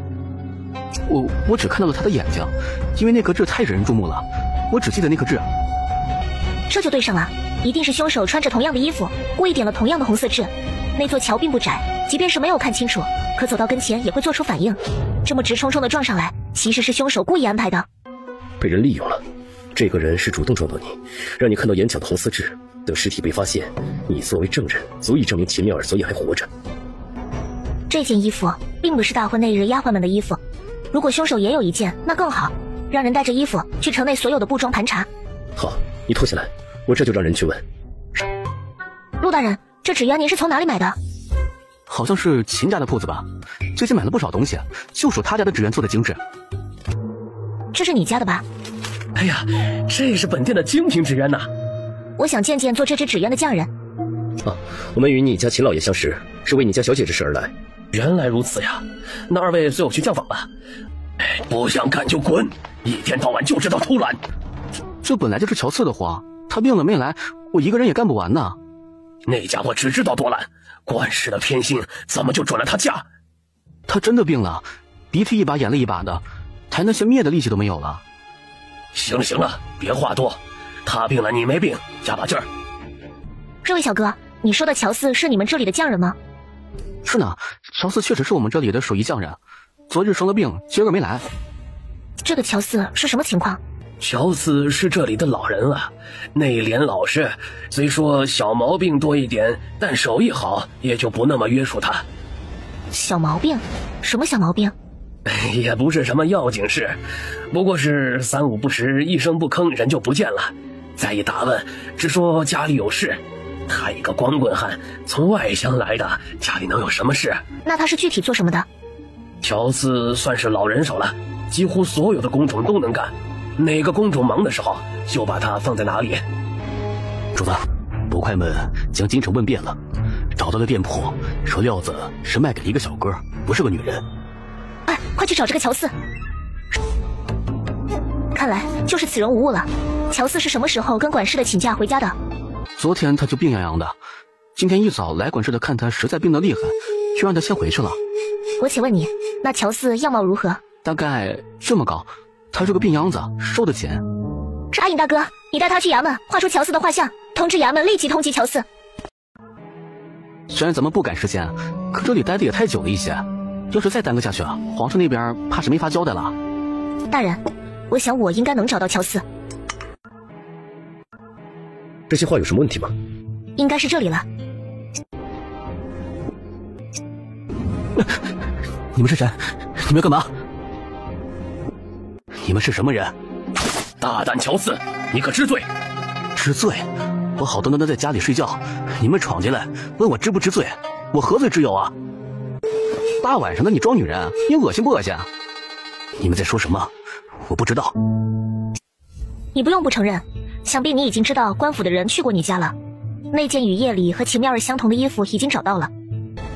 其实整桩案件就是一个烂俗的私奔故事。秦老爷一心想要女儿联姻，奈何秦妙儿饱读诗书，并不像一般人家的女子。她时常与贴身婢女下来偷换身份，跑出城内游玩。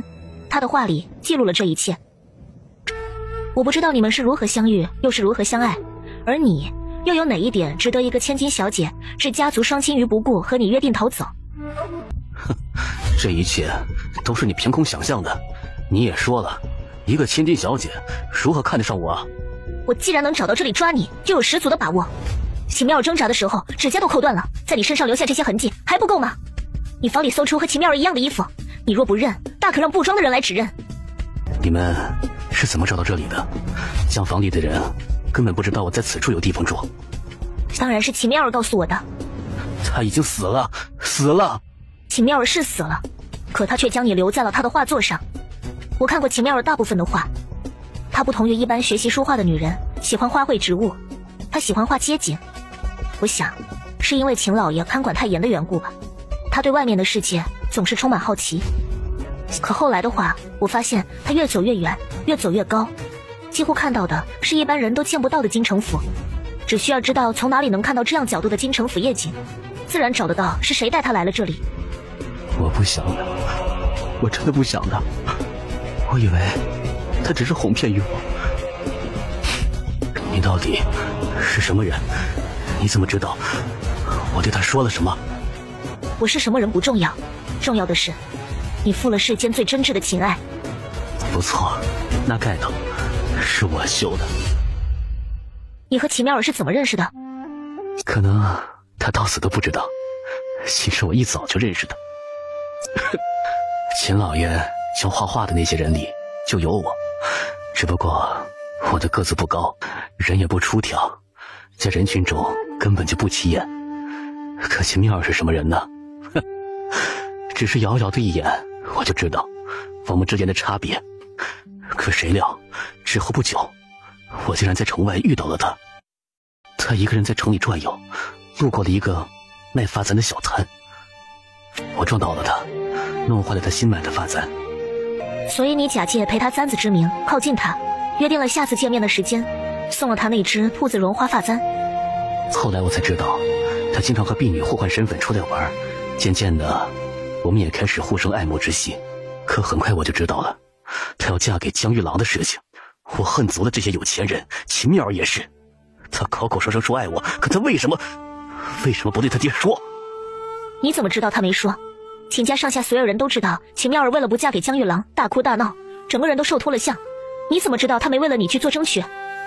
我不想抱幻想着她真能与我离开这里，于是我便绣了那盖头，想办法交给夏来。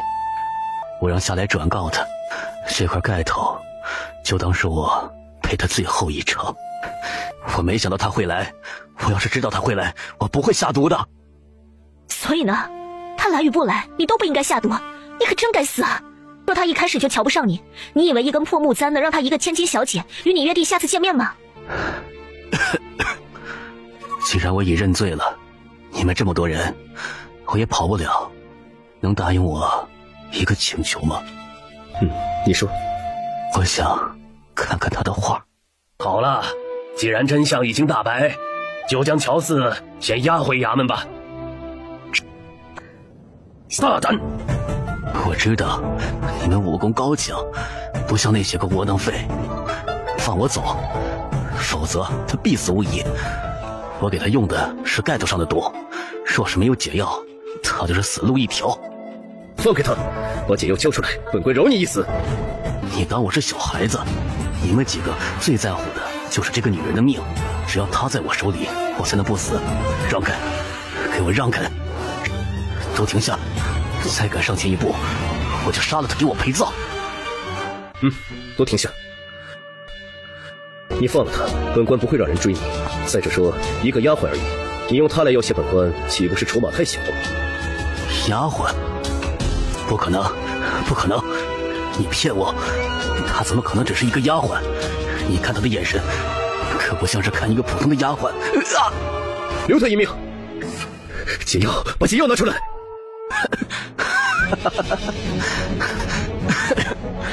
还说是丫鬟，想要解药是吧？你们都说我狠毒，我倒要看看你们又能好多少。大人，大人！快，阿瑶，快想办法救你主子！放心，我没事。你不要命了？还好，不高。阿莹，你赶紧和鲁大人送喜来回去，让大夫瞧瞧。这里交给我。你怎么这么快啊？大夫，他怎么样了？此毒性厉害，虽然吃了解药，可这位姑娘急火攻心，促使体内毒性加剧，元气大伤啊！大夫，你需要什么尽管说，不惜一切代价一定要救活她。老夫开张方子，现在就让人拿药去煎，只要煎过明日晌午，人就会好起来。只是可能日后落下心急的病根，须得人参吊命啊！人参而已，我顾家有的是，只要他能好起来，多少都可以。你能管他一辈子啊？我都同府养一个丫鬟还是养得起的。你要是真的喜欢喜来，那玲珑怎么办呢？你看他可能是容得下喜来的样子吗？对他如何与玲珑无关，没有你想的那么复杂。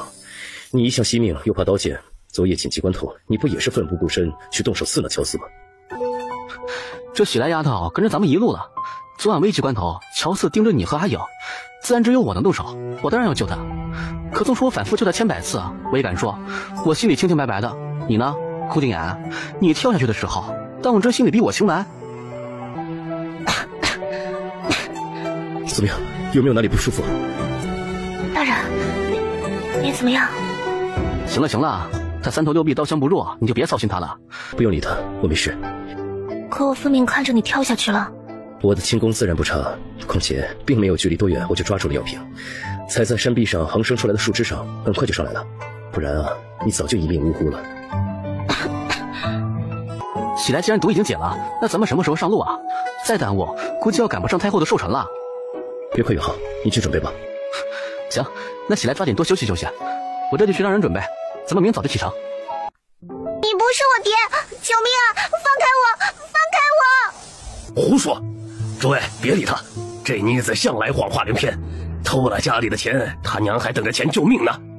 哎呀，这样的女儿放在我家早就被打死了，还敢偷他娘的救命钱。是啊，看样子年纪也不小了，你要是不听话，不如卖出去，还省新鲜。他不是我爹，他是人牙子，他不是，他不是。哎，你怎么打人呢？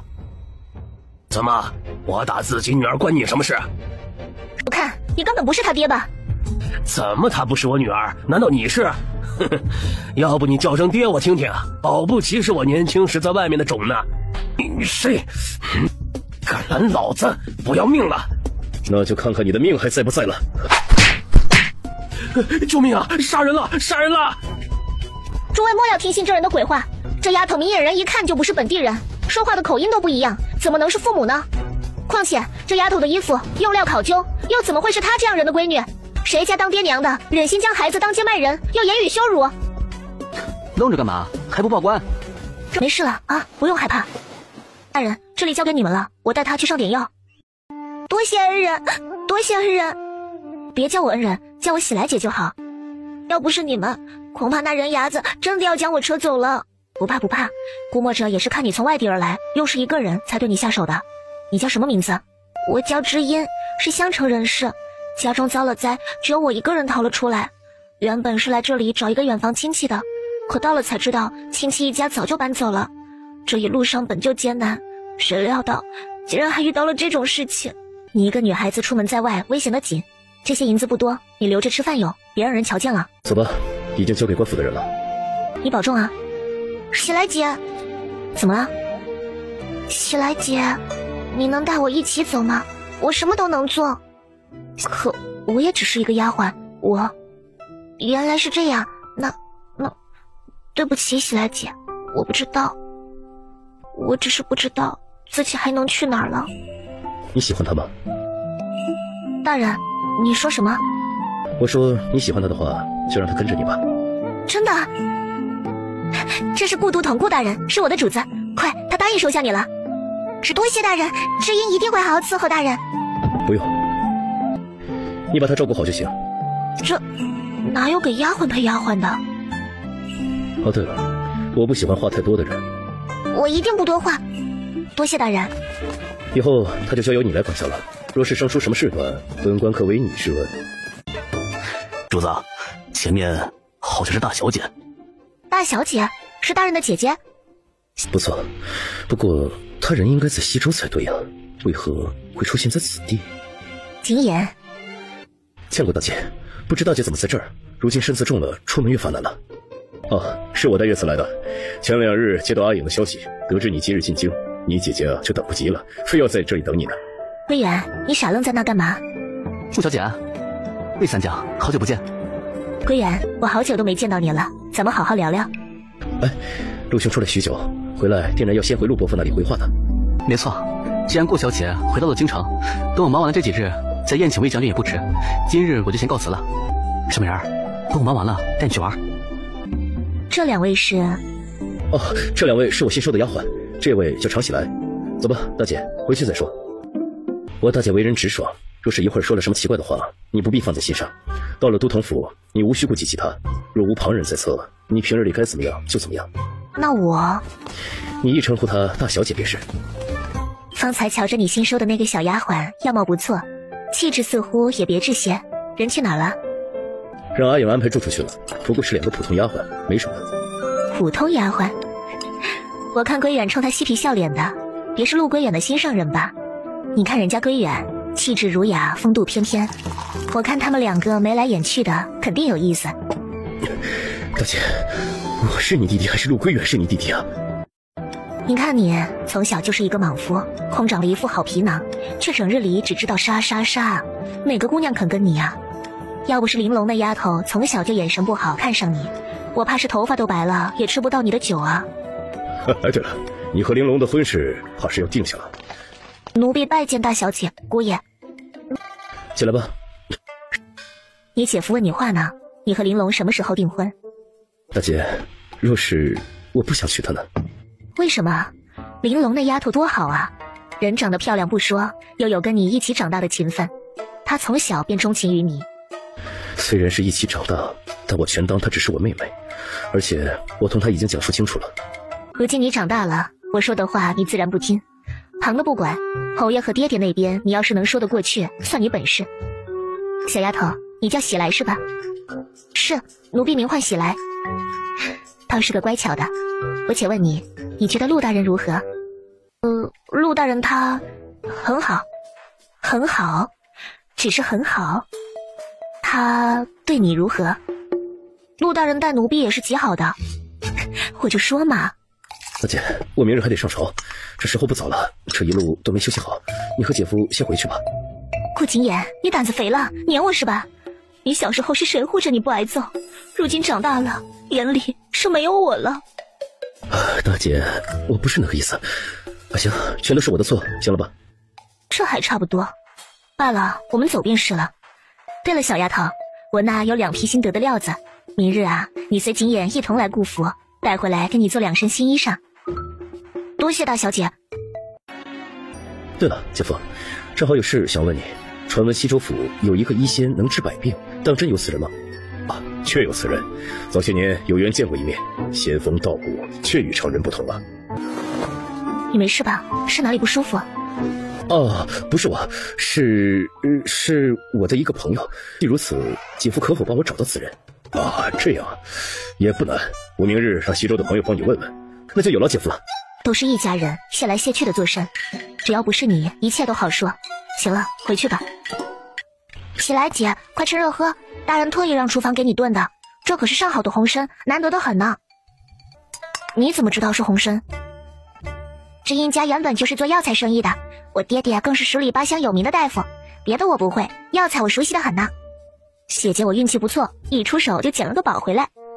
姐，都统大人是不是喜欢你啊？对你这么好，先前我还以为姐姐是夫人呢，所以才厚着脸皮想跟着姐姐讨个活路，没想到给姐姐添麻烦了。你呀，小小年纪知道什么是喜欢，只是都统大人人好而已。我与你是一样的，眼下自保都难，谈什么其他？没关系，姐姐，以后我会保护你。微臣顾景琰拜见皇上。微臣陆归远拜见皇上。朕让你们去查昭元府一事，你们倒好，这一走就是几个月。怎么，外面就那么好玩？哎呦，冤枉啊皇上，哪里好玩了？这一路上遇到了不少稀奇古怪的案子，耽搁了，哪有心思玩啊？朕倒是有所耳闻。罢了，说说昭元府的事吧。这个朱一之死得有些蹊跷啊。这是什么？回禀皇上，朱一之怕是一早就收到了风声，臣等前往之时，他已经销毁了所有书信，因其突然被杀，没来得及处理火盆。臣在火盆之内找到一点残留。不仅如此，臣等找到了杀害朱一之的人，此人被关押在大牢之际也被人杀害，也留下了相同的图腾。据臣分析，这背后恐怕不止一人操控。臣以为这背后一定有一个相当久远且庞大的组织，甚至可以牵连到10几年前。除此之外，皇上身边或许已经有了不干净的人。可有怀疑的对象？目前还没有，不过臣会尽全力的，也请皇上小心警惕身边的人。这件事虽然在朱一之这里断了线索，可背后隐藏的更为严重。朕命你2人继续追查此事。是，皇上。对了，眼下临近科考，既然回来了，陆归远，今年你就作为主监考吧。此次科考的主考官，朕已下令于蒋子萌、蒋学士，令副考官为周潜阳。这2人你也算熟悉，朕将此重任委派于你，莫要辜负朕呐。臣自当竭尽全力。前些日子，玲珑亲自去太后那里解释了贺礼的事情。太后向来重佛事，得知此事后心中郁郁。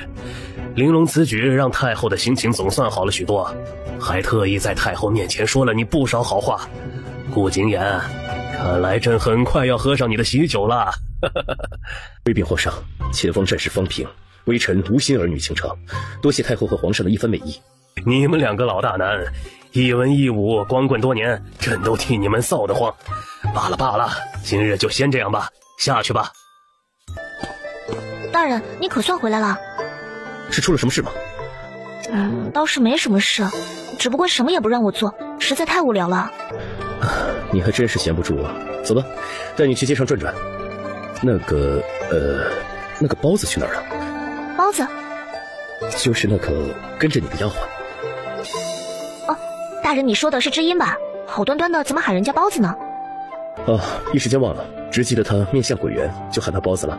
知音去前院扫洒了。你且等等，本官去换身衣服。瞧见那边没？那边便是有名的燕子湖，只不过现在大多数人更愿意称其为雪子湖。雪子湖？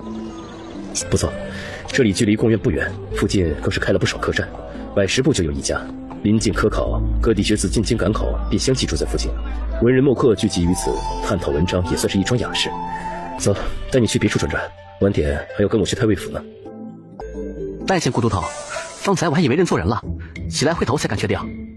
在外面不必喊我都统。江公子，你何时来的？来了有几日了，原想着去都统府找你，谁曾想去了2次，都说大人还未回京。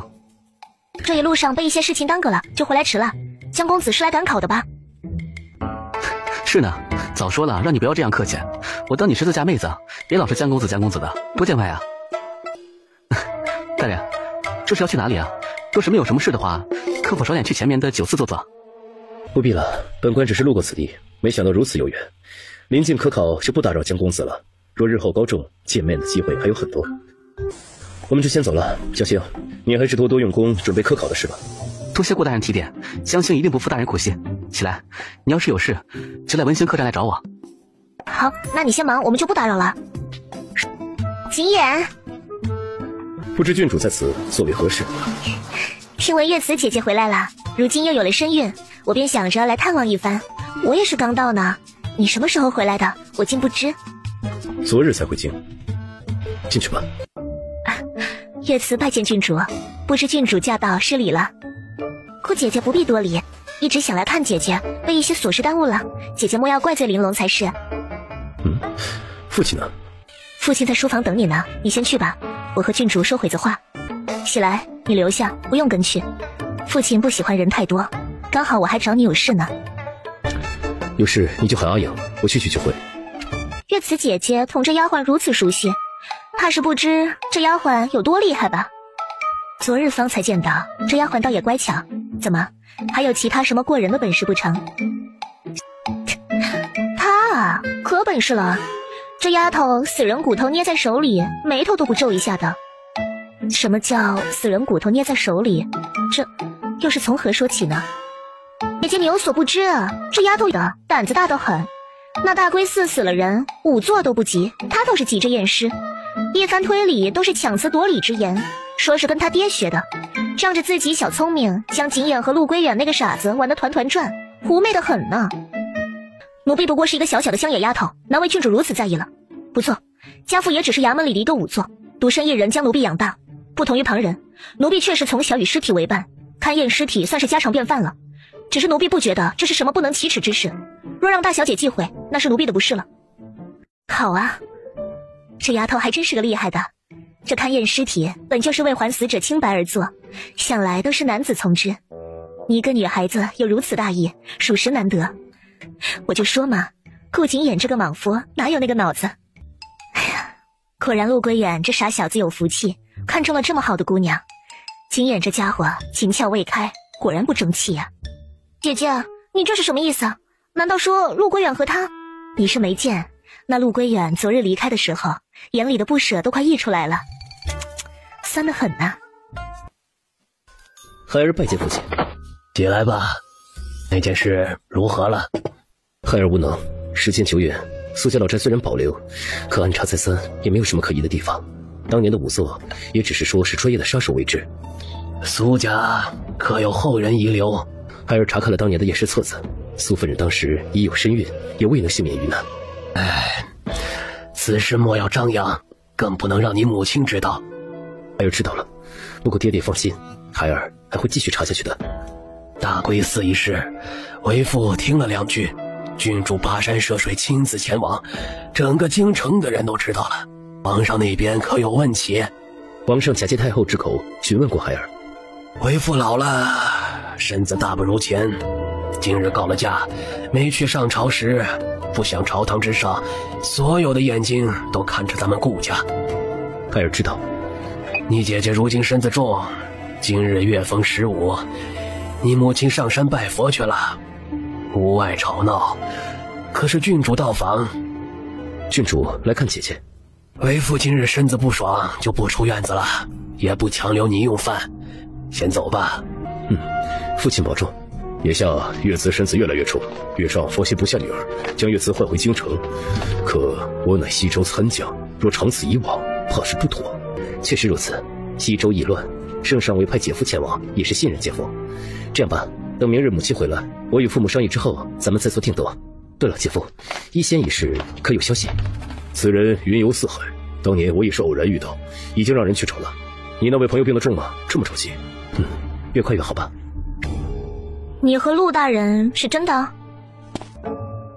郡主高看奴婢了。奴婢虽然欣赏陆大人，但出身卑微，怎敢高攀？你倒还挺有自知之明的。归远那家伙不在意这些世俗之见的。你2人若互相爱慕，我来给你保媒。只是陆伯父那边可能有点难。啊，不用，大小姐，奴婢不是这个意思。大姐，金妍，你听到了吗？你这丫鬟野心不小，竟然喜欢陆大人，只怕是到了陆家，也只能是个通房丫鬟罢了。那可不行，不能委屈了这丫头。我倒是挺喜欢这丫头的，性子直爽，不做作。我还有事，既然母亲不在，那我就不留下吃饭了。大姐，我回头再来看你。跟上来。金妍，你既然郡主是来看大姐的，那你们好好聊聊。常喜来，我竟不知你喜欢陆归远。大人，你这是在说笑吧？哦，说笑？本官像是在说笑的样子吗？没有，方才我一时情急，瞎说的。瞎说？大人，您是真看不出来，还是假看不出来啊？我突然出现在您身边，这玲珑郡主后槽牙都快咬碎了。我命薄如草芥，他要是想要我的小命，简直比捏死一只蚂蚁还容易。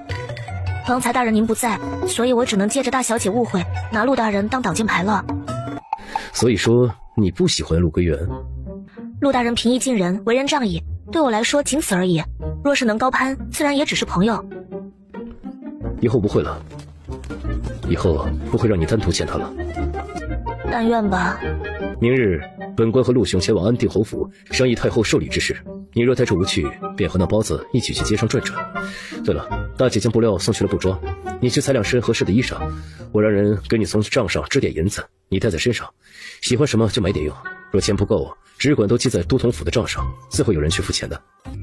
大人先前您说，如果来了京城，会让我所学能有所用武之地，喜来不想每天都在府上闲着。京城天一衙门你可听说过？当然，天一衙门主管大警一切大案要案，若地方有悬案要案未决，便可整理送往天一衙门。不错，天一衙门的掌狱卿推官司徒爵乃本官至交好友，等这2日我忙完手下的事，带你去天一衙门见识见识。多谢大人。先别着急谢我，司徒爵与陆归远不同，行事果断体面无私，你又身为女子，让他松口让你在天一衙门谋事，怕是有些难度。喜来不敢奢望去天一衙门当差，能跟着天一衙门的推官或者是仵作学习学习也是好的。你能这样想，本官甚是欣慰。二位是来买料子的吧？我家主子在这里放了料子，让我们来量身做2套衣裳。是哪家的料子？顾家小姐顾月慈。姑娘，这是顾小姐让人昨天送来的2批料子，您看看喜欢哪个，我这就给您量体。这个怎么样？姐姐穿什么都好看。你抬起头来让我看看。姑娘，你叫什么名字？回老夫人的话，奴婢名唤常喜来。常喜来，看来不是了。这块绿色的很衬你。这位夫人好漂亮啊。你们到底是不是顾小姐家的人？怎么连她都不认识？该不是骗子吧？啊，不是，我们都是都统府新来的下人，您若不放心，大可去都统府问问。对了，您这么说，难道这位夫人也是顾家的人？原来是新来的呀，那你可要把人认好了，这可是顾太尉的夫人。拜见安定侯。拜见安定侯。起身吧，二位大人不是外人，不必多礼。此物如何？看来侯爷早就有了备选。哎呦，几颗珠子而已，原本重在让那几个和尚替太后祈福，谁知道出了这档子事。听玲珑说，大龟寺的案子是由顾都统破的，老夫竟小瞧了顾都统，没想到顾都统竟有这样的本事。下官不敢居功，恶人行恶必露马脚，下官只是碰巧遇到而已。可怜了那昭元城的朱一之，上任不久便接连遇灾。昭元城的大桥刚刚垮塌，他倒好，人没了。听闻新任知府是顾都统写信为皇上引荐的，可有此事啊？不错，刚好眼下有合适的人选，便随手举荐了。下官竟不知侯爷对昭元城的事如此上心。昭元城之事，朝野上下谁人不知，都在夸顾都统断案得力，老夫听到脸上亦是光彩呀。喊你们来不仅仅是为了看着寿礼，往后很快就是一家人了。你挑的人，老夫自然信得过，一定能为皇上好好效力。这寿礼虽是以老夫名义送出，还得需顾都统护得周全才是，莫要再生出事端的好。爹，玲珑郡主。玲珑郡主，不必多礼。爹，那个常喜来今日为何没有跟在你身侧啊？安排他去忙其他事了。昨日的事你也听到了，那丫鬟并不是一个省心的。你府上若是缺人手，大可从我手上调些去用，早些打发了也好，或是直接让陆大人带走，也是一桩美事啊。这喜来若是想来我府上，也不是不行。就不劳郡主费心，本官自有安排。死人了，死人了，快报官！姐姐，那不是顾老夫人吗？快回去想办法，找阿颖通知顾大人，快去！这是顾家的马车吧？好像还真是。那上面的女人是不是顾太尉的夫人呢？那肯定的。不过顾家又怎么了？才死了人可是天大的事啊！老夫人，奴婢是顾都统府上的丫鬟，昨日随都统大人去过太尉府，您去山上烧香了，所以没见过奴婢。月慈小姐也是知道奴婢的，眼下来不及多说，您赶紧上车上去。都统大人来之前，您别下来，其余的交给奴婢。你们几个千万守好，别让人趁机混进来，一定要等都统大人来。你的刀先别收回去，别弄脏了，到时候就说不清了。都带回去。司徒大人，这姑娘只是路人，与他无关。有没有关系，本官自会判断。带回去。今日特意让顾都统前来，除了让你们先看看这贺礼之外，更多的是想让顾都统在寿宴当日将此物亲自奉上。下官不敢居功，此物如此贵重，又是侯爷特意寻来，怎能由下官奉上？玲珑年纪不小了，你二人一同长大，太后也是看在眼里。前些年战事棘手，你为国平乱，玲珑在家一直担忧，为此茶饭不思。现如今战事平息，你也该安定下来了。何不借着太后一事，为你二人定下婚期，岂不是天大的喜事？侯爷抬举了，只是下官无心婚嫁之事，又是一介莽夫，恐误了郡主。侯爷还是爹说这些做什么？景琰刚回来没多久，一切从长计议的好。何事慌张？侯爷面前如此没有规矩。不好了，主子，老夫人在街上遇到点事儿，惊动了官府，现如今跟着司徒大人去了天一衙门了。什么？侯爷，下官有事先行告退了。罢了，你母亲的事情为重，先去吧。侯爷，下官也去看看能不能帮上忙，下次有机会再来拜访。老夫人，今日市集之上到底发生何事？还请如实叙来。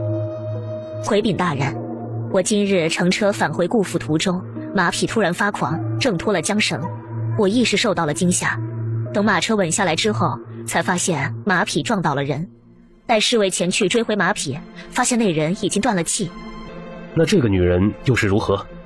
回禀大人，属下李哲乃顾府侍卫，那匹发狂的马是属下去追回的。等安抚好马之后，还没来得及看地上的人，那女人就冲上来拽着我不撒手，还出言不逊，胡言乱语。属下一时情急被激怒，拔出佩刀，原本只是想吓唬吓唬她，却不曾想她竟然主动撞了上来。什么主动撞上来？分明是她拔刀伤了人。是啊，现如今人死了，她想怎么说就怎么说。不对啊，我也看着那女人自己撞上去的。难不成你看到她自己拿刀抹脖子了？那倒没有。顾都统那边可将话传到了？已经传到了。你又是何人？本官赶来之际，见你在尸体上乱翻，可是想毁灭证据？民女常喜来，只是路过，觉得那男人死得蹊跷，故而想要上前看看，又目睹了女死者撞刀的行为，觉得这二人十分可疑，所以想着先看看尸体。路过，蹊跷，可疑，看尸体，大胆常喜来，你可是在戏弄本官？民女不敢，只是民女确实察觉到事情有所蹊跷。哦，你说说这件事蹊跷在哪儿？大人，可否将那匹发狂的马牵上来？顾都统到。母亲，你来了。司徒大人，既然本官已经来了，可否先让我母亲先去内堂？本官自会给诸位一个交代。若是顾家有错，本官自当替补受罚。既然如此，那便送老夫人先去内堂吧。还请司徒大人命人将马匹牵上来，民女也好解释自己察觉的蹊跷是什么。来人，把马牵上来。民女斗胆问一句，顾大人给老夫人配备的马车，想必这些马都是精心挑选过的吧？那是自然，母亲年事已高，受不得惊吓。这些马都是马场精挑细选，性格最温顺的马。这马突然发狂，能挣脱缰绳本就可疑。民女方才仔细瞧过，这缰绳的断口处最边缘的地方，断茬切面平整，一看就是利器所为，一定是有人事先在上面做了手脚。一旦马儿发狂，这缰绳必定被挣断。大人，快抓住那个女的！这是什么意思？今日民女在街上闲逛，发现卖花女的花篮中竟然有炼货。熟悉药草之人一定知道，眼下并非炼货生长之际，且炼货气味浓郁，容易让人兴奋。动物的感官远比人要强上许多，故而那马在路过街市的时候，卖花女故意从马匹面前路过，这马闻到炼货的气味，自然发狂，挣脱缰绳往目标撞上去。目标？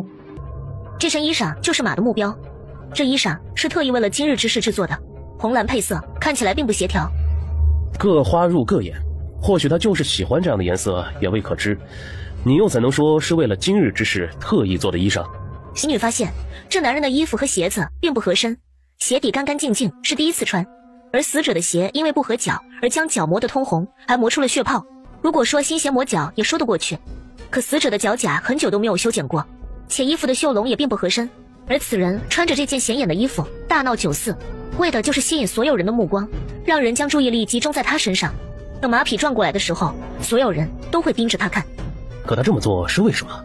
马撞过来他非死即伤，更何况这马还发了狂，还踩了他几脚。马对红蓝之色十分敏感，尤其是在被炼货刺激之后，看到红蓝色更为兴奋。而街上此刻因为此人闹事，大部分人都散去周边，只有他最为显眼，要的就是马直冲着他而来。照这么说，这人如果是故意的，那不就是冲着郭老夫人的面来的吗？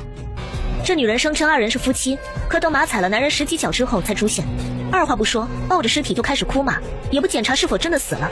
想来也早就认定男人必死，而据他所说是知道男人先被撞了，那被撞与被踩之间是有些空隙时间的，他就在不远处看着，这还不蹊跷。可拔刀的是顾家的侍卫啊。对啊，明明是他先拔刀的。要想知道是李哲动手杀人，还是这女人自己撞上来而死，很简单，只需要验尸即可。今日不巧，仵作被派去临县查案，如此他是民女的父亲便是仵作，自幼习的一些验尸技巧，大人可否让民女一试？既然如此，你且先试上一试吧。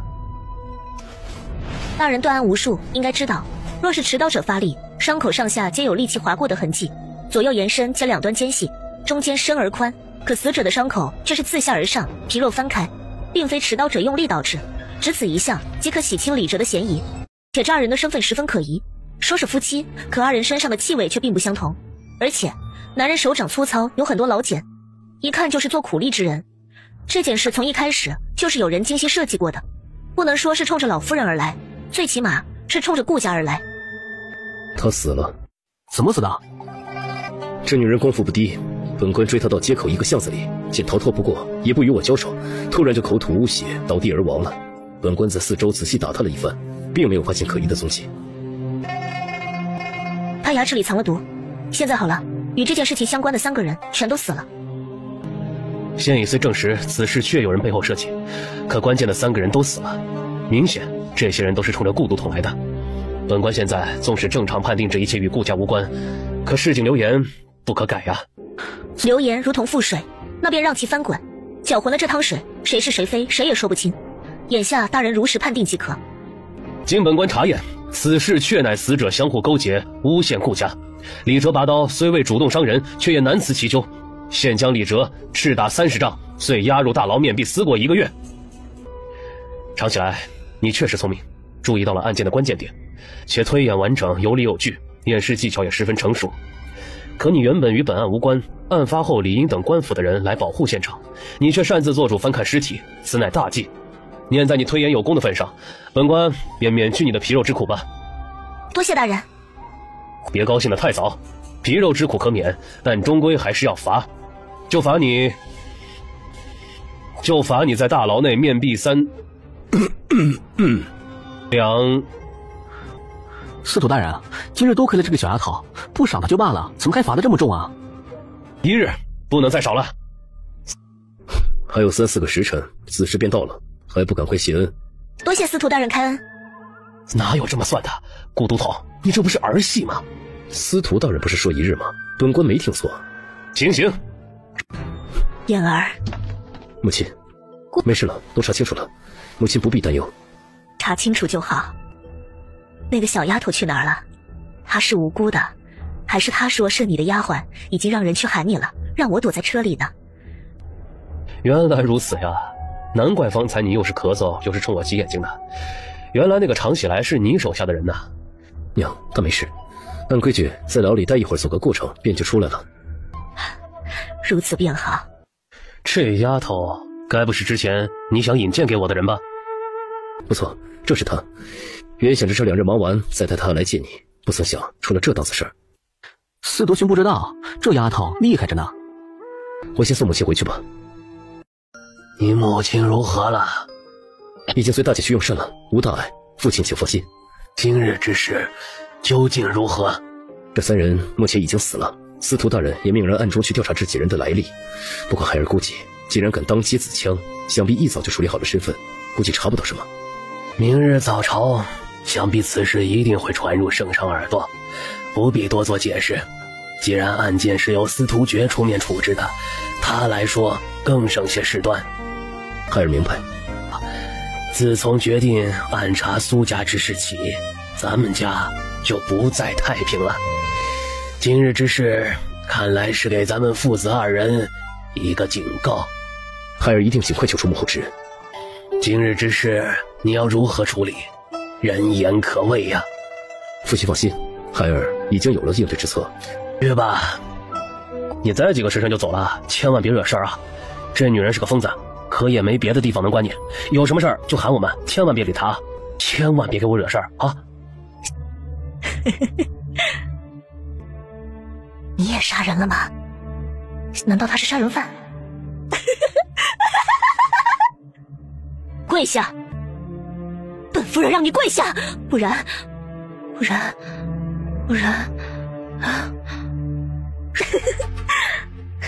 你们这些贱人，给本夫人提鞋都不配，生的孩子也都是丑孩子，本夫人才不屑于杀丑八怪呢。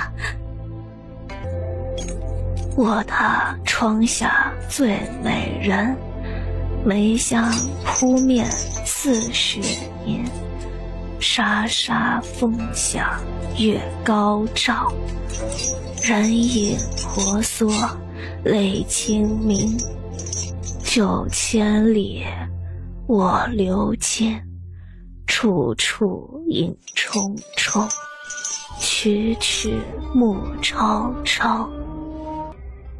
你唱的是什么？夫人，你唱的这首词可是你写的。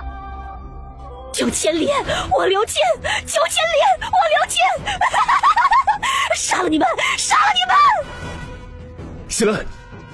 是谁把他们关在一起的？卑职的错，是卑职以为将他铐起来就没事了。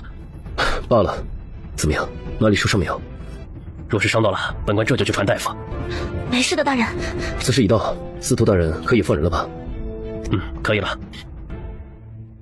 实在是对不住，本官也没想到会把你们关在一起。没事的，大人。我才知道，原来顾都统说要给我介绍一个厉害的人，是你呀。民女不才，只会一些简单的验尸技巧，自幼对推演之事颇为感兴趣，不敢奢求能跟着大人进天一衙门，只要能在衙门里谋份差事，跟着前辈们学习学习也是好的。不必自谦，今日在大堂之上，你的推演本官是看在眼里的，不比旁人差。只是天一衙门从未有过女人当差，女子也未必比男人差。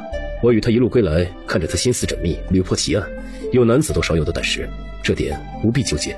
在本官手底下谋个差事并不难，只怕喜来姑娘如此本事，顾大人舍不得将人交给我搓磨。司徒大人，有个问题想要问您。你说便是。方才与我关在一起的女人是谁？她犯了什么案子？此女乃皇上殷家的正房夫人。可是那个主营瓷器的殷家？正是。此女杀害了殷家庶子，又给公婆下毒，致殷老夫人毒发身亡，被抓时早已疯癫，现已认罪，判定秋后问斩。原来如此。好了，司徒兄，咱们明日再续，我先告辞了。姐姐，你没事吧？没事没事，我这不回来了，别哭了。包子，去给喜来姐换身衣裳，再准备热汤让她去疲劳。哦，对了，参汤别忘了煮了。大人，我可以用一下书房吗？跟我来。你这字怎么跟狗爬似的？浪费本官这么好的墨。大人以为这首诗如何？卧榻窗下最美人，梅香扑面似雪银。沙沙风响月高照，人影婆娑泪清明。9千里卧流清，处处影冲冲，曲曲莫捉捉。狗屁不通，不知所云。大晚上的，你神秘兮兮的，却是让本官来看这个。大人，你再念念看。我没杀人，酒卧处曲。我没杀人，就我出去。不错，这是一首藏头诗，他在向我求救。他？谁？那个大牢里的疯女人，殷夫人。那你觉得他是真疯还是装疯？不知道，还得根据案情来看。不过有一点，如果是装疯，那么是为什么？莫非是因为杀人而被刺激了？如果他装疯，能想到用藏头诗以及这样的传递方式告诉我他没杀人，难度太大。可若他不疯，杀人后装疯，很大可能是为了保全自己。你的意思是说，有人要对他不利？不错，刚才司徒大人说了，他刑期将近，估计也是没有其他办法了。怎么？你要帮他？说得轻松，天一衙门判定的案子，我如何去查？不过倒是可以问问司徒大人，我总感觉这背后应该是有隐情。也好，谁让你碰巧遇到了呢？明日找司徒爵问问便是。喜来姐，热汤准备好了，你快点把参汤喝了，去泡一会儿吧。天色不早了，快去吧。今日来找司徒兄，除了昨夜提及之事以外，还有一件事想要问问。什么事？季兰，你来说吧。司徒大人，我想知道关于昨天大牢里的那个疯女人，也就是殷夫人的事情。其实这桩案子并非本官经手，而是本官的手下刘推官断的案子。刘推官？难道是刘向阳不成？确实是他。本官记得是殷家来人报案，夫人殷于氏下毒加害公婆。等衙门的人到了之后，殷家的家丁已经将殷于氏捆了起来，带回衙门堂审。下人说，殷于氏亲自熬煮的汤中发现了大量的砒霜，殷于氏疯癫，根本问不出话来。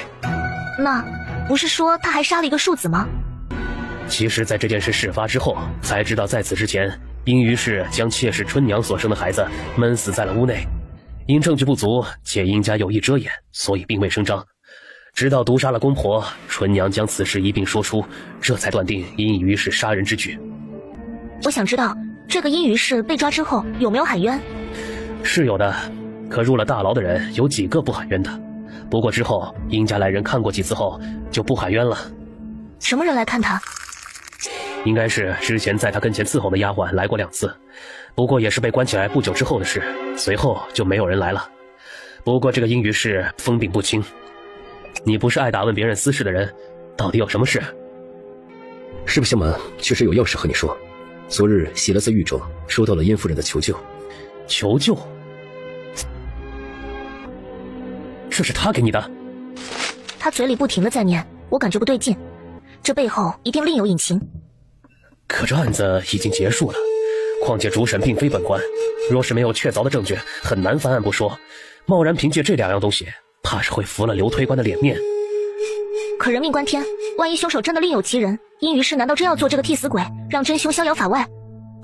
这件案子不该由本官来翻，若真有疑问，殷于氏既然向你求救，就该你自己来。可我……顾都统既然有心将喜来姑娘引荐于我，我也不好不给顾都统一个面子。可冷不丁天降一个女子来天一衙门，恐难服众啊。司徒兄不是绕弯子的人，有什么话直说便是。不久之后，天一衙门会招一批巡捕，不过可都是各地衙门推荐而来之人，要经过层层考核，才能正式入得了天一衙门。本官虽不能直接让喜来姑娘走后门，但喜来姑娘大可自己争取一个考核资格呀。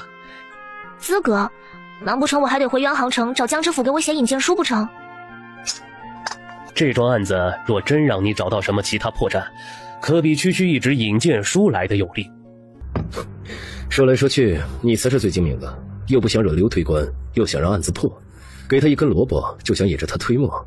司徒兄果然是好手段呢。既然想入我天一衙门，就得让我看到你的真本事，不如就拿这桩案子试一试呢。既如此，那我便试一试。本官静候佳音。那个常喜来跟顾大人一起出去了。是，郡主。等顾大人回来，告诉他本郡主来过了。姑娘，你没事吧？来人，把他的眼睛给本郡主抠下来。住手！景琰，你总算回来了。这个男人，他轻薄于我，你要为我做主。没有，我不敢。江公子，江公子怎么在这儿？这到底是怎么回事？顾大人，是在下方才失礼了，看着郡主不小心崴下台阶，便上前扶了他。原本无心冒犯的，才知道他竟然是郡主，实在是抱歉。你没事吧？方才一失神，怕是崴到脚了，疼。这位江公子乃是元杭城知府之子，想必方才也是一时情急，没注意罢了。在下方才并没有想太多，实在是冒犯了，还请郡主恕罪。我让人带你去医馆吧。来人！别，人家不想去医馆，都这么晚了，来回折腾怕是更疼了。在下记得这附近就有医馆，若郡主不方便前往，那在下这就去叫人过来。景琰，那我便在这里等吧。先扶郡主进去。大人，江公子想必有其他事要忙，就让奴婢随江公子去请大夫，随后就让江公子先回吧。速去速回。景琰，我有话要同你说。什么事你说吧。景琰，我父亲也说过了，要不就趁太后这次寿宴将咱们的事定下吧。父亲那边我已经解释过了，只要你肯，我随时让人准备。金龙，我明白你的心思，可我不值得你喜欢。侯爷那边你也不用再帮我说什么，找机会我自然会向他讲明。天色不早，我先回去了。等会儿大夫帮你看了之后，你也早些回去吧。琰，我到底哪里不好？你对我这般狠心？只要你肯，我什么都可以，真的，哪怕你的心不在我这里也可以。你疯了吗？放手！我是疯了，都是你逼我的，我到底哪里？大人，大夫来了。还请郡主自重，今日之事我只当没发生过。顾景琰，我是郡主啊，我都这个样子了，你为什么不看我一眼？是不是因为门口那个贱婢，一定是他喜欢陆归远的话，是专门骗我的？你说是不是他？与旁人无关。夜深了，郡主若腿脚无碍，就回去吧。我要杀了他。我说了，与他无关。常喜来如今是我都统府的人，郡主若要对他下手，还得过我这关。阿莹，看着郡主离开，你跟我过来。江星是怎么回事？回大人，江公子说前些日子匆忙见了我一眼，想着今日无事来找我说会子话，没想到冲撞了郡主。大人，他不是有意的，郡主那边是不是生气了？在江家的时候，本官竟然没看出来你与他如此熟悉。毕竟是同乡嘛，之前江知府和江公子对我很是照料，大人您是知道的。对了，殷家的事你可有想到对策？要不说怎么叫巧呢？方才去请大夫，和大夫聊了两句，得知殷府的妾室自打没了孩子，身子就一直很弱，经常寻方去调理。殷家眼下没了夫人，殷夫人的公婆也死了，府里一片混乱，正缺人手呢。你的意思是你要混进去？不过还得请大人帮忙才是。说说看，需要本官做什么？若是贸然前去殷府，有些奇怪，也容易引人怀疑。大人对京城熟悉，若是能找个信得过的人牙将我安插进去，最好不过了。常喜来，你的鬼点子还真多。我安排包子在这里随时盯着，凡事千万小心。对了，身片带着没？带着了，时间不早了，你就放心吧。哎呦，杨管家，人来了，快随我进去吧。这2日府上正缺人手呢。您这边催得紧，这丫头的生气我给忘了。那都是小事，这几日记着给我送来便是。先随我来吧。你叫什么名字？奴婢喜来。名字倒挺喜庆，人长得也白净。今几日府上缺人，你就去伺候春姨娘吧。是。下人房在东院，我先带你去一趟。这是新来的丫头喜来，正好。这是春娘院子里的大丫鬟珠儿，一会儿你随她去吧。春姨娘刚歇下，跟前也没什么要紧活计，倒是安顿给殷二爷的汤药没送过去呢。你随我来。方才的下人房对面的那个院子，便是殷二爷的院子里。你去吧，送完就来这里等着传晚饭。切记，一定要看着二爷将药喝完才能回来。是谁在外面呢？奴婢是新来的丫鬟，珠儿姐姐喊我来送药给殷二爷。进来吧。放在桌子上吧。珠儿姐姐说，二爷将药喝完，奴婢才能回去。滚！不知趣的东西，告诉珠儿，别妄想躲着我。二爷将要喝了，喝了，有没有为难你其他的什么？二爷不曾为难我，只是托我转告珠儿姐姐，说让珠儿姐姐别躲他。二爷可能一时间不适应换了人吧。行了，老爷和春姨娘要用晚饭了，快去传菜吧。哭，天天就知道哭。我且问你，今早说了要喝鱼汤，怎么这后厨又是藕汤？一个个的拿我不当正经主子是不是？看我不告诉老爷，扒了你们的皮！冤枉啊，姨娘！奴婢只管传菜，并不知道姨娘想喝鱼汤，还敢顶嘴！若是那个贱人还在，想必你们一早就屁颠的将鱼汤送去了，瞧着我好欺负是吧？你们几个不长眼的，又是谁惹了春姨娘啊？姨娘要喝什么，还不快去让厨子准备？如今的下人都怎么了？一点规矩都没有。哎呀，先前夫人对鱼过敏，所以后厨不常备鱼。往后春姨娘若是想吃，我亲自去给您买最新鲜的。要不说杨管家怎么会来事呢？要都像您似的，我也就省心了。对了，老爷还没回来吗？这饭菜都快凉了。今日出一批词，老爷盯着呢。都下去吧。最近人手紧，你刚来，多表现些也得主子喜欢。那，你去院子里熟悉熟悉，将各院走廊的灯亮起来。是，珠儿姐。记得一定要把所有灯点亮了才行，后院、西北两边院子都得亮。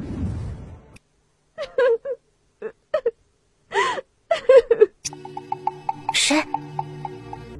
别装神弄鬼的，快出来！你是谁？我怎么没见过你？我是今天新来的，方才我也在那屋里。呀，姐姐，我看你受伤了，这是我从外面带来的药，赶紧擦一擦吧。谢谢你。我叫婷儿，你呢？我叫喜来。若是有其他路子，还是快走吧，别在阴府待着了。我家里遭了灾，爹娘也没了，只好找个好人家挣口饭吃。就怕你来错了地方。殷家可是出了名的皇上，家大业大的，我能进来也是费了好大的力气呢。殷家出事了，你不知道？听说是夫人下毒杀了公婆姐姐，有这回事吗？这夫人怎么这么歹毒？歹毒？殷夫人才不歹毒，歹毒的是那个贱人。姐姐，你说的该不会是春姨娘？她哪里是看不起旁的下人，不过是故意作践我罢了。眼下夫人出了事，春姨娘便接着各式各样的事情，将原先夫人跟前伺候的人一个个都撵走了，就剩我一个。春姨娘没了孩子，所以心里可能难受些，拿下人们出气也是难免的。你看她的样子，有一点伤心难过吗？没了小少爷，整日里还涂脂抹粉的，一点都看不出伤心的模样。可是姐姐，我听说是夫人害了小少爷，要我说这件事很是蹊跷呢。那时候小少爷还不到半岁，春姨娘有事出了门，夫人也不知为何去了小少爷的房间。等春姨娘回来的时候，小少爷的口鼻处被掖上了厚被子，竟然就这么活活被闷死了。这期间旁人没有进去过吗？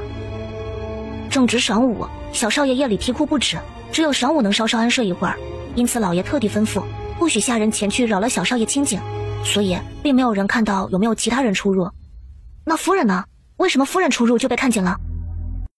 是夫人自己说的。夫人还说什么了？夫人只说是想帮小少爷做2双鞋子，却不知道小少爷的脚有多大，想来问问，见没有人，便摸了摸小少爷就走了。春姨娘听说后，竟然动手打了夫人，一口咬定是夫人故意闷死了小少爷，让老爷处置了夫人。那有没有报官？春姨娘是要报官的，可夫人说自己没有，老爷也没有证据，所以并没有报官。既然不让下人出入，小少爷还小，那春姨娘去哪了？这个咱们就不知道了，只说是出门置办点东西，谁知道呢？夫人自己没有孩子吗？没有，若是有孩子，就没有春姨娘什么事了。此话怎讲？春姨娘先前是伺候在老夫人院子里的，来了没几日，竟然有了孩子。老夫人原想打发了她，可谁料这孩子竟然是大爷的，差点气死了老夫人。最后还是夫人开口给她求情，这才纳了气。一招野鸡变凤凰，谁也不放在眼里。原来是这样啊！殷夫人是个很好的人啊，连妾室都容得下，为什么要下毒杀害公婆呢？我只知道那日晌午用午饭的时候，突然桌前伺候的丫鬟大喊着跑出院子，说是死人了。紧接着听到风声的都跑去看了，就见老老爷和老夫人已经躺在地上，七窍流血，已经没了气息。我进去的时候，夫人跪倒在地上，紧接着大爷和二爷还有春姨娘来了。夫人突然大笑起来，随后咬了大爷一口，所有人都害怕极了，都躲着他。他见谁咬谁，就把他捆起来了。为什么说是夫人下的毒呢？汤，老夫人的身体不好，夫人每日正餐时会亲自煲汤给老夫人和老老爷。当时伺候在跟前的丫鬟说，老老爷和老夫人正是喝了那天的汤之后突然暴毙而亡，所以当时大家都认定是夫人下了毒，而且其他饭菜经人验过之后确实没有问题。那夫人没说过一句辩解的话。其实夫人原本没什么的，大概在1年前开始梦魇，接着好几次大白天的人就有些发痴的样子。大家都说夫人想要孩子，想的竟然有些痴了，也是个苦命的女人。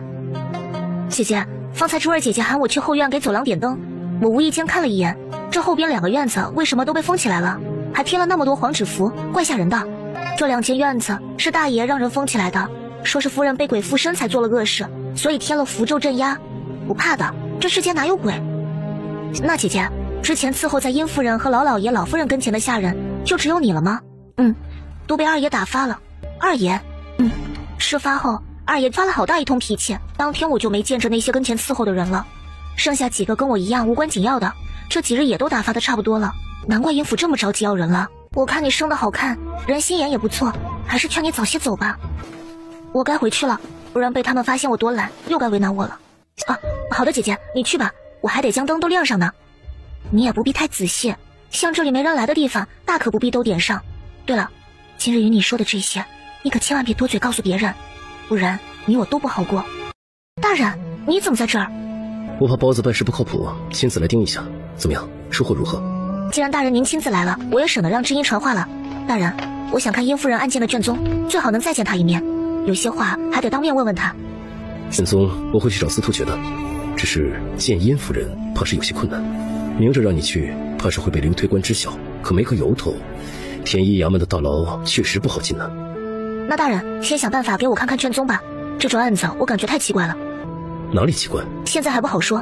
对了大人，还需要麻烦您一件事，找早上的那个人牙打听被殷二爷打发走的那些下人都去了哪里，看能不能联络到1、2个。对了，我听说宫中设宴需要大量新词，都从殷家采入是吗？殷家乃皇商，此次太后寿宴确实有一批新词要从他家购入，只不过与这件案子有什么关系？我还没想到其中的关联，不过还请大人紧盯此事。听说殷家最近会出一批词来，我想最好能和先前的比对比对。此事倒不难，我让人盯着，只要殷家交货，我便让人拿出来比对一比对。那大人，我就先回去了，要是被人发现就糟了。不知道的还以为你给我当主子了，安排了这么多活，一句谢谢也没有。常喜兰，想进天一衙门的是你，可不是我。多谢大人，多谢大人。这还差不多，去吧，你要的东西我会尽快。小心一些。死人了，快报官，死人了！是谁发现的尸体？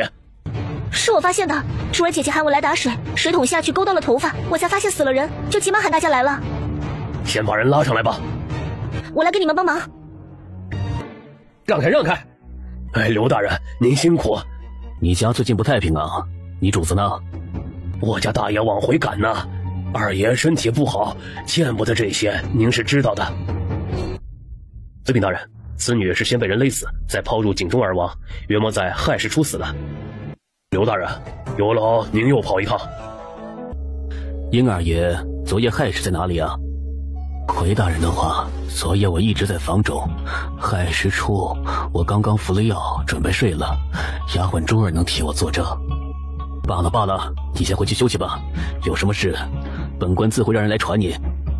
多谢大人体恤。那你呢？你昨晚亥时初在哪里？哎呦，回禀大人，昨夜窑里出一批词，我在那儿盯着，哪儿都不敢离，方才知道府里死了人，这才匆忙赶回来，窑厂里的人就可以为我作证。主子，您的手怎么了？需要奴婢去找大夫吗？昨夜出词的时候不小心伤了手，无大碍的。既如此，你二人没什么作案时间，那就吩咐下去，查查府里的人昨夜亥时处都在做些什么，看看有没有可疑之人路过此地杀人行凶。大人，这里可能并非是第一作案现场。放肆，还不快滚下去！哦，你怎么知道这里并不是第一作案现场啊？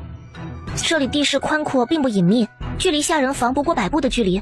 死者被人勒死，生前又做了剧烈的反抗，容易被人看到，所以奴婢猜测，应该是在别的地方杀人后脱尸来此抛尸。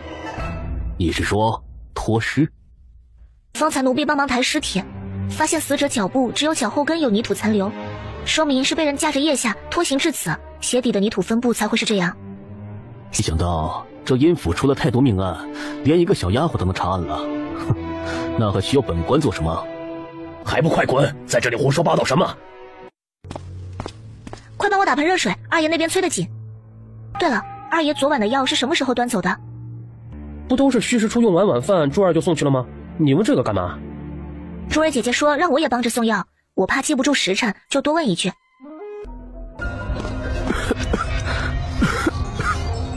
二爷，大爷说看你的手受伤了，让我来看看，问问您是怎么伤的，他好让人送药来。我大哥让你来的，难得呀啊！不小心烫伤的。烫伤的？怎么？有什么问题吗？奴婢端了热水来，不如让奴婢伺候二爷进手换药吧。不用了，珠儿方才给我换过了，没什么事，你就先走吧。那奴婢先行告退。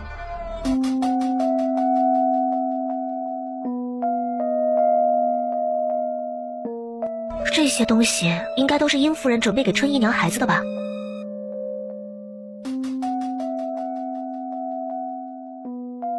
好药，殷夫人在喝药，不，她在用这个盆子偷偷倒药。你在这里做什么？你到底是什么人？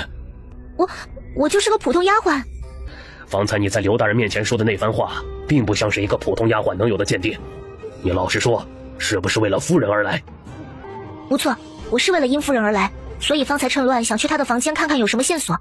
我不相信她杀了人，您作为这里的管家，难道相信她真的杀了公婆吗？你是什么来历？夫人的事你知道了又能如何？我信不信又能怎样？我在天一大牢内见过殷夫人，她向我求救，于是我便想着来殷府查查看。哼，天一大牢里岂是你一个小丫头说进就进，说出就出的？前几日顾家的马在街市撞死一个醉汉的事情，您知道吗？这事儿闹得满城风雨，谁人不知？听说还是一个小丫头在堂前。你那个在堂前辩词之人是你？哎，罢了，你别胡闹，趁着老爷没发现，你走吧。方才我看夫人的衣柜里珍藏了许多小孩子的衣服和鞋子，那些都是给小少爷准备的吧？那都是夫人自己做的，就连布料都是自己去挑选的，一针一线不知熬了多少个夜。那殷夫人平日里对公婆又如何？更是没得挑剔，殷家富庶，可关乎老老爷和老夫人的事情，夫人大多时候都是亲力亲为，从不让下人过手。夫人嫁进殷家快7年了，虽未有子嗣，可老老爷和老夫人从未因此怪罪于她。今年都未有孩子。春姨娘也正是有了身孕，才得入了殷家。老夫人因此不高兴了很久。小少爷满月的时候，老夫人借口去了庙里，都没露面。虽然春姨娘出身不好，可好歹也算是有了殷大爷的孩子。老人家按理来说对孩子不该有偏颇，怎会如此呢？这我也不清楚啊。对了，管家，夫人之前得过什么病，需要吃药吗？1年前，夫人夜里常常梦魇，说有人要害她，于是便找大夫开了方子来，结果也不怎么管用，接着就是有些痴傻，然后就疯了。哪有突然梦魇的人？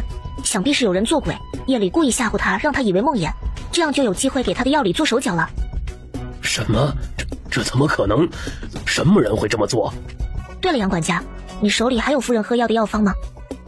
有的。给我一份，我让人看看到底有没有问题。啊，对了，二爷也一直在喝药，他的药方也帮我找一份吧。好，我帮你找。你真的有把握能帮夫人翻案吗？若是我没记错，还有1个多月，夫人就要被问斩了。我尽力吧。对了，之前听闻夫人在狱中之时，身边伺候的人去看过她，你知道是谁吗？身边伺候的人，不可能啊！出事之后，所有的下人都被二爷打发了，怎么还会有人去看夫人呢？再说了，天一大牢那种地方，也不是想去就能去的呀。我之前想要去看看夫人，即便是想要偷偷送些银子给狱卒，也没人敢收，一般人哪里进得去呀？杨管家，殷家烧制的新瓷是不是有问题？你怎么知道？那日我听到你和春姨娘的对话，猜的。不错，自从夫人出事之后，也不知道窑里出了什么状况，几乎所有的瓷器都是次品。大爷为了这件事已经在窑厂很久了，今日为了这件事才回来的。你家夫人懂得制瓷吗？自然是懂的。夫人心灵手巧，嫁入殷家之后便跟着老老爷学烧瓷。夫人烧制的梅花瓶，去年送进宫中，大受圣上喜爱。就是说，老老爷被毒杀，夫人被抓之后，殷家再没烧制出完美的瓷器。你这么一说，好像还真的是这样。眼看着宫中设宴要用新瓷，可窑里出的都是次品，大爷都快愁死了。昨夜出了一批瓷，方才看老爷神情不太好，好像又没成。姐姐，你怎么才出来？我看好多官府的人进了阴府，是出什么事了吗？这2张方子，你帮我看看有没有什么问题。怎么样？这药方开得极其巧妙，看起来都是治病良方，却都有相克之物。怎么说？草户和风枝这2味药都是上好的安神之药，可很多人都不知道，这2味药却药性相克，会起反作用，不但不能安神，反而会使人头晕目眩，长此以往更是神智受损。那这个呢？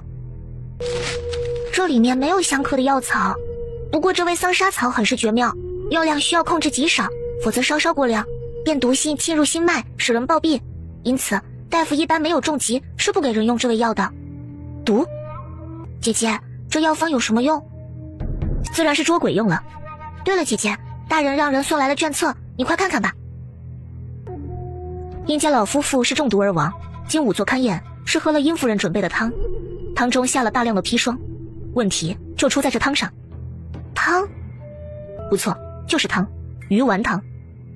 你去告诉大人，让王不二去帮我查个人的底细，另外还得让司徒大人帮我查个人。好，我这就去，姐姐，你自己要多加小心。这是自然，你放心。大嫂，你还是想清楚了。你没有多长时间跟我耗，说出来，我就救你出去。殷二爷当真是通天的本事啊，敢在本官面前口出狂言，胆子不小啊。司徒大人，这都是误会，我来看我嫂子，她疯了，我只是跟她闹着玩呢。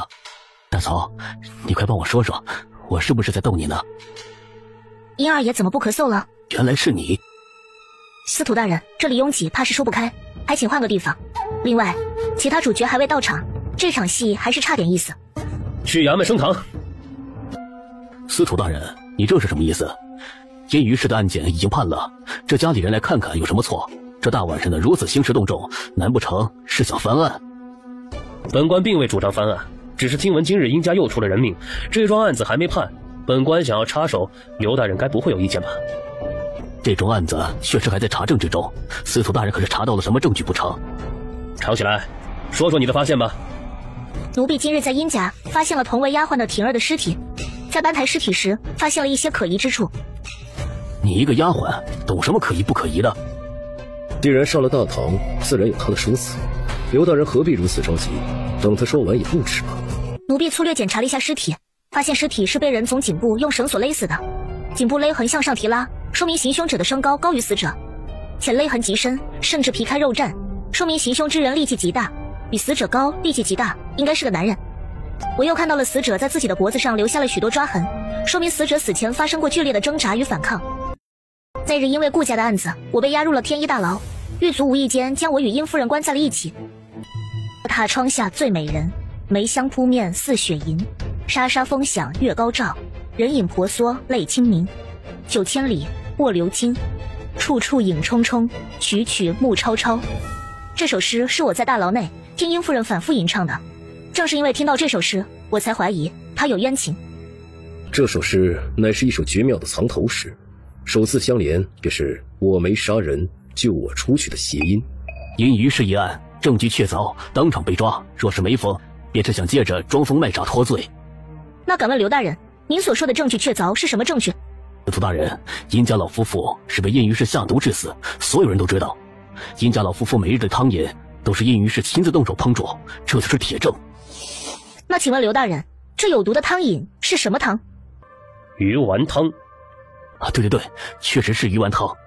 我一个在殷家待了不过2日的人都知道殷于氏对鱼肉过敏。殷于氏即便是下毒，为何要让自己难受？殷二爷，你不知道？我怎么知道他对什么过敏？也许是你胡诌也不一定啊。是不是我胡诌的？想必殷家知道此事的人大有人在。刘推官之所以认定鱼丸汤就是铁证，大概率也是没有查证太多吧。你敢污蔑本官？刘大人，好大的官威啊！下官不敢。是不是污蔑？本官自有查证。案犯对重要物证过敏这件事，你没有查问清楚，就是你的失职。哎呦，是下官疏忽，下官知错。既然死者确实死于鱼丸汤，显然是有人为了故意嫁祸给殷于氏。这个人不但想要殷家二老死，更想要殷于氏死，并且对于殷家人的习惯算是熟悉，可唯独跟殷二爷一样疏漏了殷于氏过敏的事。这个人是谁？还请司徒大人传殷大爷和妾室春娘上堂。速传。草民殷叔拜见各位大人，深夜传唤，不知所谓何事。妾身殷春氏拜见各位大人。长起来，人我给你叫来了，你倒是说说，凶手是谁？凶手就是他。什么凶手？你在胡说什么？你又是什么人？哼，你一个丫鬟在这里胡说八道，肆意咬人，诸位大人难道放任不管吗？二爷不必着急，既然我敢在这里说出这番话，就有我的证据。我在殷于氏的房间内发现了一个藏匿在床下的盆子，里面的草药气味浓郁，我才知道殷于氏应该是常年服药的，可他并没有将药服下，而是倒在了盆里，显然是对这药不放心。我想起死者婷儿之前对我所说的话，大致从1年前开始，殷于氏夜里经常梦魇，逐渐有了发痴发呆的症状，即便是吃药也不曾缓解。殷大爷，此事你可知道？没错，是有此事，也是因此逐日疯癫，难怪这么久都不见好，原来是他没吃药。你应该庆幸他没吃药，否则真的说不清了。我从杨管家处索要了2张药方，一张是殷于氏平日所喝的药的药方，找了熟悉草药的人询问得知，这药方里的草药长期服用确实会让人疯癫。那这一张呢？这一张先不急，等我说到他的时候再提也不迟。你方才说是殷春氏所为，难道说这药方是他开的不成？大人，妾身哪有那本事啊？春姨娘，你的本事可比开张药方要大。本官让你查的人可查出了底细。回禀大人，小的奉大人之命查出殷家妾室春姨娘原本是城中春画坊的姑娘，2年前突然被人赎了身，之后再无音讯，不久便通过人牙进入了殷家伺候殷老夫妇。此人又是谁？此人便是城中玄湖药房的大夫孙一世。孙一世，这药方可是出自你之手？老朽这一年开出许多药方，还真记不清了。我劝你最好老实说，你药房里的药方成千上万，只需比对笔记即可。殷家的管家也记得你，若是抵死不从，那所有的罪责就由你来顶了。是他让老朽开的方子，老朽也是被逼无奈呀。你身为医者，自然知道这药方是害人的，被逼无奈，我看是见钱眼开吧。启禀大人，别看这孙医师年事已高，可却是春画坊的常客。阿隐大哥翻看了你的账本，殷家老夫妇被毒杀前，你药房里的砒霜足有2两存余，可眼下你的药房里只有1两7钱，可你的账本并无记载着3钱砒霜的去处。刘大人，如果我没记错的话，仵作勘验的记载中所写鱼丸汤中的毒药是砒霜，可有此事？刘大人，是砒霜。可刘大人并没有追查砒霜的来源，看来刘大人失职再添一笔啊。大人饶命，大人饶命啊！都是他让我写的药方，砒霜也是他要的。你别胡说，我不认得你。是他，老朽之前确实是春画坊的常客，不过老朽不为别的，是替里面的姑娘瞧病而已。这春娘也是在那里认得我的。恐怕春姨娘找您不只是为了2张药方和3钱砒霜吧？哦，还有什么事？还有一件事，让刘大人更加确信殷于氏就是凶手。你的意思是，那个闷死的小孩？不错，先不提这孩子的死，而是这个孩子让春娘成为了春姨娘。据我了解，殷于氏多年来并无子嗣，可公婆对她十分要好，可以说殷老夫妇是好人。可春姨娘有了殷大爷的孩子，于情于理，纵使对春姨娘不屑，可孩子总归是宠爱的。可殷老夫人连小少爷的满月宴都未曾出席，这看起来并不合理。你什么意思？老夫人只是那日去庙里替我孩儿祈福而已，你瞎说什么？我只是觉得这件事情不太合理罢了。你之所以对殷于氏如此憎恨，是你怀疑殷于氏杀了你的孩子吧？除了他还能是谁？这个家谁有胆量杀老爷的孩子？春姨娘，这孩子是殷大爷的孩子吗？我不知道你在说什么。当然是老爷的孩子。是不是殷大爷的孩子？这里有医者在，不如给殷大爷把脉如何？殷大爷与殷于氏7年未有子嗣，大概率是因为殷大爷自己的身体有问题吧。而老夫人知道殷大爷身体不能有子嗣，所以对于春姨娘的事十分厌恶。可为什么没有拆穿呢？因为孩子是殷家二爷殷墨的，所以老夫人只能让殷大爷吃了这个哑巴亏。殷大爷知道孩子并非是自己的，可也清楚是谁的，不能将此事挑明让人耻笑，于是便有了闷死孩子的事。好巧不巧，殷于氏正好出没过，给殷于氏下了药的春姨娘自然认为是殷于氏发病闷死了孩子。老爷，你说句话呀！你说句话呀！到底是不是哼，你？那个野种，他该死。这也是为何春姨娘执意报官却被殷大爷拦下的缘故。春姨娘咽不下这口气，加上殷老夫妇那边始终不愿意对殷二爷松口，于是便有了设计调换汤药毒杀殷老夫妇嫁祸殷于氏的计划。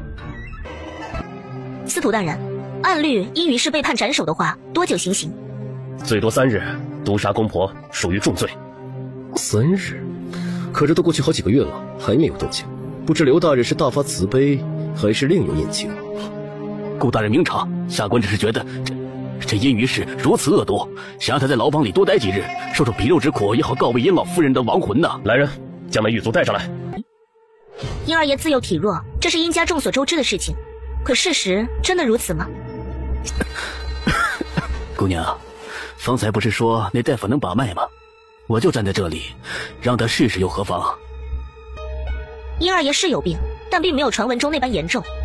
我在殷二爷的院子里发现了一片小竹林，靠在外面的竹子郁郁葱葱，长势喜人，可只要稍稍往里走一点，就能发现最里面的竹子已经开始发黄枯萎。显然，咱们的殷二爷同殷于氏一样，并没有将药服下。这不过都是你的猜测而已。是不是我的猜测？稍后只需司徒大人派人将竹林下的土挖出来，试一试便知。司徒大人，顾大人，卑职只是个小小狱卒，最多也只是捎个信儿。是刘大人让我看着那个女人，让我找人给殷二爷放的消息，不关卑职的事儿啊！你们饶了卑职吧。下官也只是受了殷墨的蒙蔽，只说是殷于氏若是清醒，别人捎信来再看看他，其他的下官并不知情，还望2位大人明察。来人，将刘向阳押入大牢，待案件结束再做提审。狱卒张扬、张泽80一并押入大牢。你继续。你喝的药也是春姨娘让这老头给你开的方子，里面的药想必你也清楚是有毒的，想必春姨娘心里也是恨极了你。贱人！我是贱人，我贱！你从来不把我当人看，我只是你手中的棋子罢了。可孩子呢？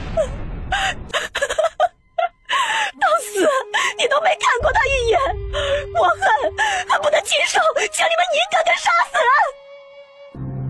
殷大爷，你与殷于氏夫妻多年，最后任由殷二爷设计将其陷入大牢，为的也是所谓的致死秘方吧？所谓的致死秘方真的有那么重要吗？你懂什么？哼！到底这个秘方是什么？我是真的好奇，不如让殷于氏自己来说说吧。来人，将殷于氏带上堂来。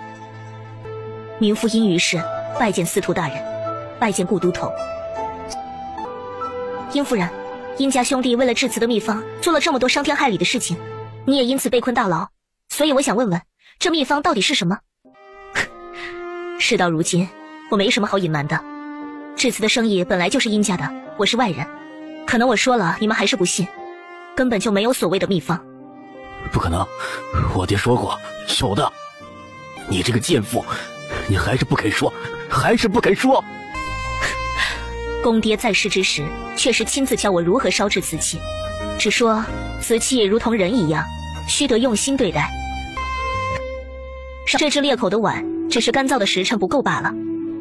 就这么简单？公爹说过，夫君喜好经商，从没有耐心待在窑厂，你只喜欢赚取银两的快感，却从不在意每件瓷器从无到有的经过。没有制成完美的瓷器，只是你的心境从不在此而已。不可能，没那么容易！你骗我，你骗我，你这个骗子！孙医师，快去看看。司徒大人，喜来该说的都说完了，该求证的还需你派人再去证实。若无其他，我们就先告辞了。常喜来，殷家的案子算你立了大功。按约定，下月初10，你便可来参加天一衙门的考核。多谢司徒大人，民女先行告退。陆大人，哎呦，原来在这儿啊，让我一通好找啊。您怎么来了？这几日忙着准备监考的事情，没腾出空来，想着今日去学子湖，正好路过这里，就顺道过来看看你们。怎么样了？待得还习惯吗？一切都好呢。早些的时候答应带你在京城四处转转，正好看你没事儿，跟我去学子湖看看吗？带知音一起吧。好啊，我去门口等你们。陆大人，您去学子湖做什么？临近科考，学子湖跟前的文人学子最多，想来看看今年的那些个学子啊，有没有冒尖的。志来，你怎么来了？都统府离这里不远，闲来无事便来转转，没想到又遇见了。正好到饭时了，上次看你来吃饭，你有事走了，今日一定得给我这个面子啊！在下江兴，这位兄台怎么称呼？我应该是年长你几岁，称呼我为陆兄便好。见过陆兄，我就住在不远处的文心客栈，陆兄赏脸，一起去坐坐吧。你要是不方便，咱们……方便，文心客栈可是很有名气的，正好想去见识一下，有人请客，干嘛不去啊？江公子是如何认识喜来姑娘的？家父是渊杭知府，喜来是同乡。喜来的父亲先前在渊杭府衙，后来他出事了，家父便将喜来斟作义女。掌柜的，这天字7号的刁公子整整2日都不曾出门了，方才我上去敲门，还是没回应。哎，你上去再敲门试试，要是还不开门，就踹门进去看看。说起来，今日确实没见到刁兄，平日里他起得很早的。死人了，掌柜的，快去看看！明天白日的，你说什么混话？吓到客人怎么办？刁公子死了，就在房间里。走，先上去看看。怎么会这样？怎么会这样？我们是官府的人，已将手下去衙门报官了。你是老本吗？什么情况？原来是官爷，那就好，那就好。这刁公子住在这里也有10多天了，从来都是给柜上存点银子，用完了再存一些。前天夜里下了雨，他从外面急匆匆赶回来，又淋了雨，便让小二先给房里送了热汤让他沐浴。后来也没听着再要吃饭，我就让人都散了。这几日我也没见他呀，方才店小二说敲门不应，这才上来看了一眼。你们不都听着吗？死了大概2天左右，差不多就是掌柜的所说前天夜里的时候。前天夜里就死了？喜来，能看出死因是什么吗？暂时还看不出来，还得抬出来才行。那再等等，衙门的人来了再抬。这刁公子平日里为人如何？有没有和谁结怨的？刁公子经常和旁人往来，我就住在那间房的对面，平时偶尔碰到，最多也就是点头之交。虽然生疏，可并未见他与人争吵，甚至是个性子极其温和的人。这里有谁同他相熟些？我们这客栈里迎来送往的也都不怎么注意，这刁公子好像从来都是独来独往，并不和其他读书人一起谈天说地。确实如此，这里住的学子或多或少都有交集，大家平日里一起讨论文章，对事对议，可从未见过他参与。就是吃得紧些。吃得紧？对，虽然不常往来，但学子湖附近有许多小吃店，时常在街上碰到他的时候，就见他手里不是拿着煎饼就是糖葫芦，其他人还笑话他一个大男人像个馋酒的小女子似的，怎么还好吃这些东西啊？是呢，平日里不到饭点就让小二准备吃的了。那日回来也是先吵嚷着要吃的，可是后来见他没再喊人，就以为他不要了。都让开，都让开，怎么回事？属下见过陆大人。陆大人，您怎么在这儿？刚巧在这里吃饭，就遇到了，死了一个学生。你们来正好，先把尸体抬出来。快，都按陆大人说的来。把尸体抬出来，让他验一下再说。陆大人，让这位姑娘来验尸有些不合适吧？仵作就在后面跟着，很快就来了。无妨，死者为大，不讲究其他，耽搁的越久，越容易错失破案良机。奇怪，没有中毒啊，身上没有任何外伤，血水颜色也正常。所以到底是怎么死的？还得剖开肚子看看才能确定。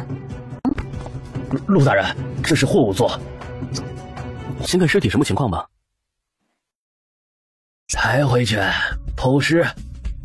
嘿，还真是奇了，这位姑娘方才也说得剖尸呢。你看出什么了？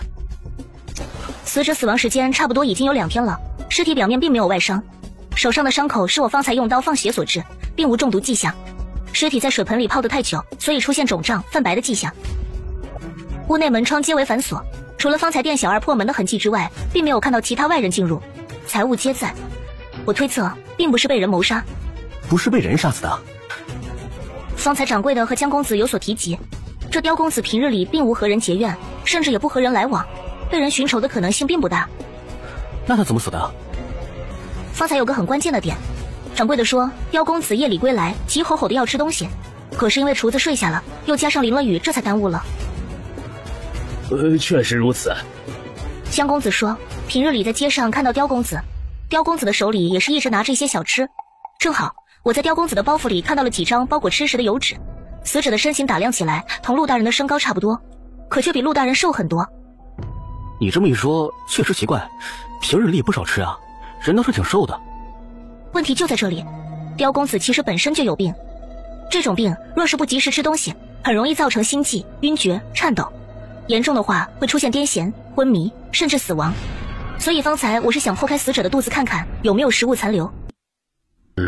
如此症状确实少见，老夫的猜想与这位姑娘相同，故而先将尸体带回剖验一番，再做定论。既如此，那便速速带回吧，别人速去联系死者家属，需要再查验什么就交给你们了。是，陆大人。姐姐怎么样了？我看人都往外走，也不敢上去，就在这里等你。没事了，上面的事情交给官府就好。你怎么不看着点啊？怀哥哥。哎呦，认识啊？不认识，快走吧。怀哥哥。哎，小包子，这人你认识啊？好像认得。什么叫好像认得？我认得他，可是他为什么说不认识我呢？姐姐，你遇到我的地方，我正是打算去投靠他家的。方才看他的样子，分明是认出了你，可是又装着不认识。这样的人不认也罢。喜来说的对，这样的人不认也罢，走吧。小美人儿，你看人也不太准啊。陆大人可是在说江公子？这个人看起来和善，可心思深沉，并不如一般人真诚。一开始就看穿了我们的身份，却假装不知道。这个人不好深交。江公子可能在江知府身边久了，深谙官场之道，所以并没有拆穿大人。知音，你怎么了？啊，没事的，姐姐。还在想方才那个书生？他到底是你什么人啊？他叫程怀，与我家是表亲。我父母尚在时，原将我们两家定了亲的。这次去投奔他家，也是想着只有他了。姐姐，你说他为什么不认我？或许是一时间没想起来吧。不会的，我们是一起长大的，他怎么会认不出我来？怀哥哥还说过，他会等着我，娶我。他为什么认不出我？这个程怀是有些奇怪。知音，你大清早的干嘛去了？我去文心客栈了。你去找程怀了？喜来姐，他认得我，真的，他认得我。怎么今天又认得了？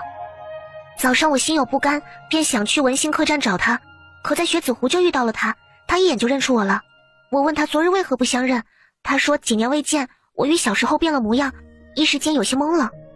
原来前2年他爹娘相继离世了，独留他一人在世，寒窗苦读，就为今年高中。他问了我现在的处境，还答应我等科考结束就将我接走。姐姐，我要有家了。你告诉他你在都统府了？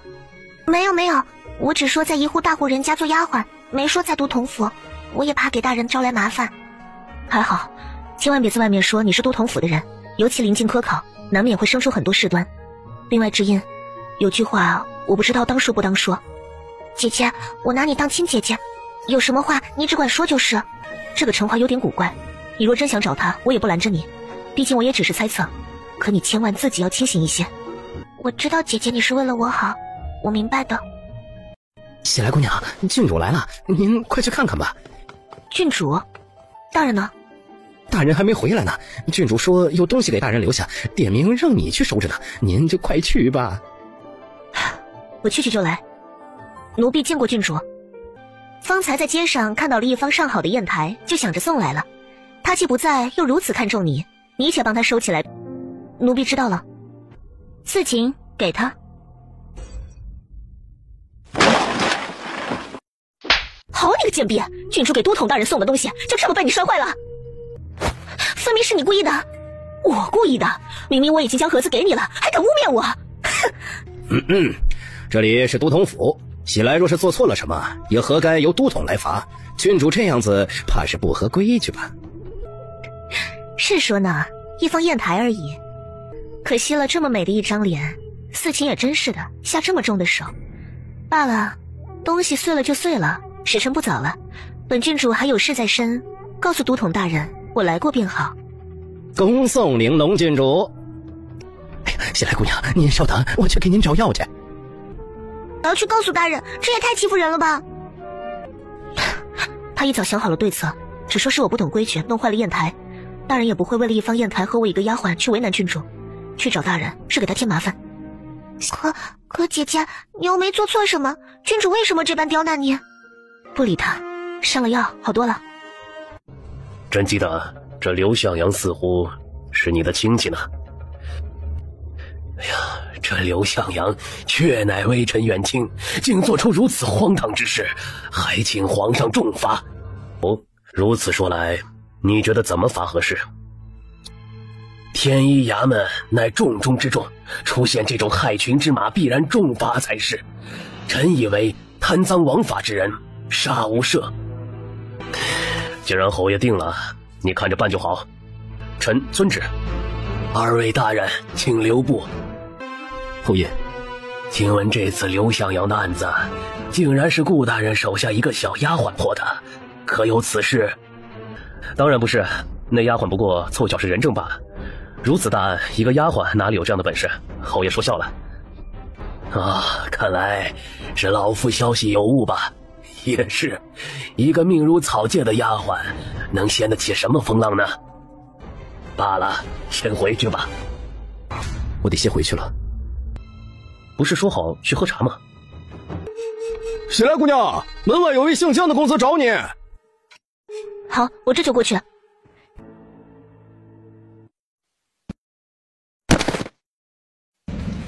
哇，原来玲珑在这里等着我。是他杀人了！快，你要送去官府。我没有杀人，我没有。我看见了，就是你杀的。程喜来，你好狠的心啊，竟然动手杀了他！本郡主一定要为四秦讨个说法。我没有杀人，是你。程喜来，你不是能言善辩吗？本郡主倒要看看这次你这张嘴还能不能救你。你为了陷害我，竟然不惜搭上一条人命！程喜来，你凭什么跟我斗？你这个疯子！你们还愣着干嘛？送去衙门。大人，怎么回事？放开他！景琰，这丫鬟心思歹毒，白日里打翻了我送你的砚台，被我的丫鬟教训了2句，竟然主动寻着杀了我的丫鬟。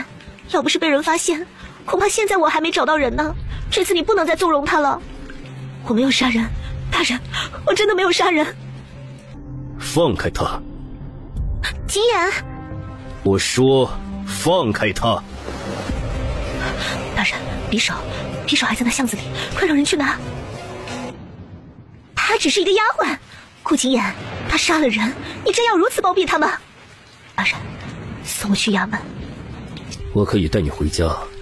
郡主不惜以人命勾陷我，我定要自己洗清冤屈，更不能连累大人。好，我送你去。顾景琰，你欺人太甚！把所有人都带去天一衙门。是。劳烦郡主也一起吧。郡主，请上车。对了，大人，您怎么来了？回家没有看到你，包子说了玲珑的事，想着你在这里也没认识的人，我就出来找你，去了维新客栈。那江星说并没有看见你，我就觉得出事了，于是带着人满城在找，没想到竟然就在我眼皮子底下。对不起，大人，又被您惹事了。哼，难得啊，只是到了衙门，你能说得清楚吗？以我对玲珑的了解，他的脑子想不到用这么迂回的方式来解决你。大人的意思是，这背后还有其他人？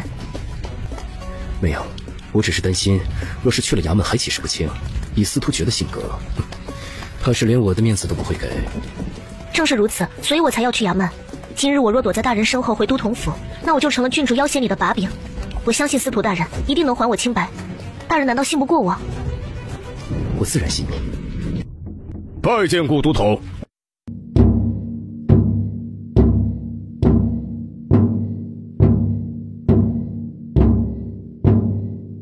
顾都统，深夜敲响着登闻鼓，又抬来一具尸体，到底所为何事？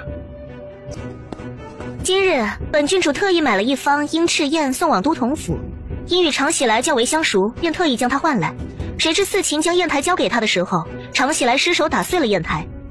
四琴只觉他毫无规矩，便出手替本郡主教训了他一番。之后本郡主离开了都统府，却并没有看到四琴，命人在城中找寻，便有人传来说在都统府附近看到四琴。赶来之际，这才得知常喜来杀了四琴。郡主又是如何得知常喜来杀了人？有人看到的。启禀大人，小的夜里打更路过巷口，看到此女扬刀行凶，刀刀刺向另一个女的。小的一时害怕，便立刻寻人前去抓捕，出来才遇到了寻人的郡主。去，传仵作。常喜来，你来说说，到底是什么情况？当我醒来的时候，四琴已经在我怀里了，我根本没有杀人。常喜来，王本郡主信得过你，将贵重的礼物交由你来看管。你打碎了砚台，本郡主可有主动罚你？你竟然如此狠毒，杀了四琴。如今人正在此，你休想狡辩。本郡主知道常喜来是能言善辩之人，可本郡主也知道司徒大人铁面无私，不会因为同顾统府的交情就徇私吧？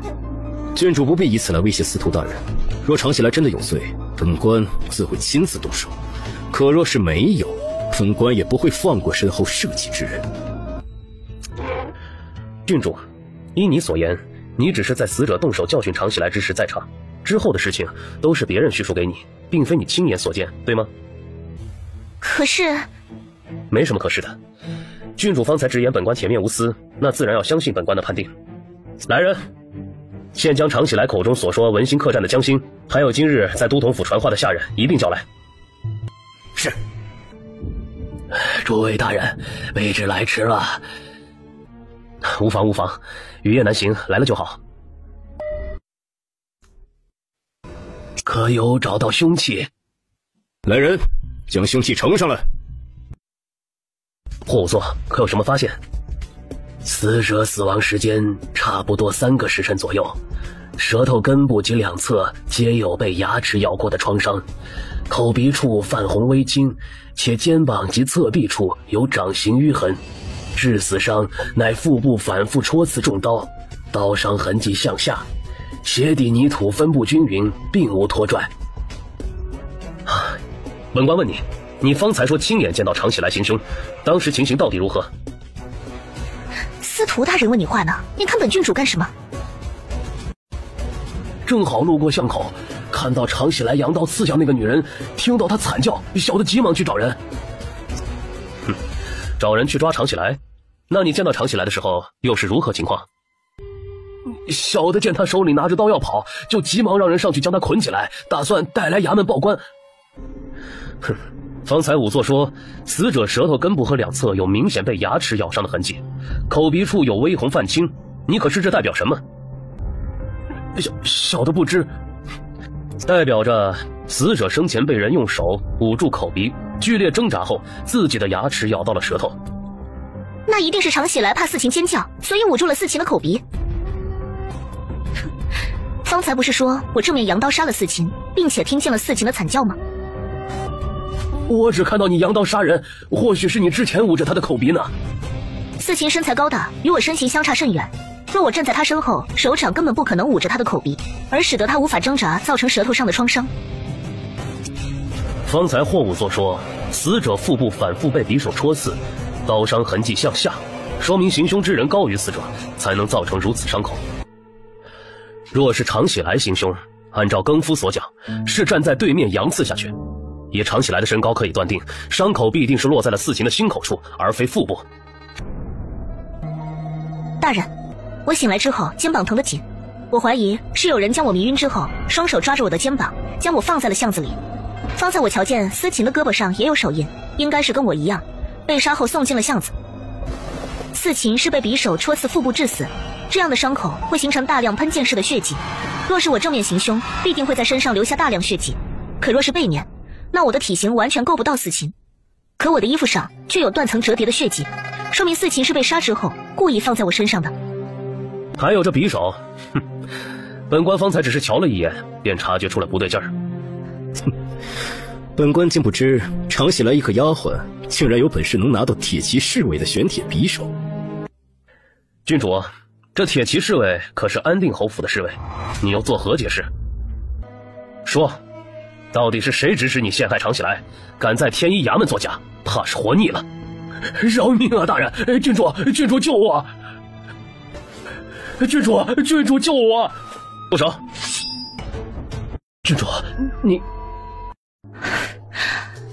本郡主听信谗言，误会了常喜来，此人其心可诛。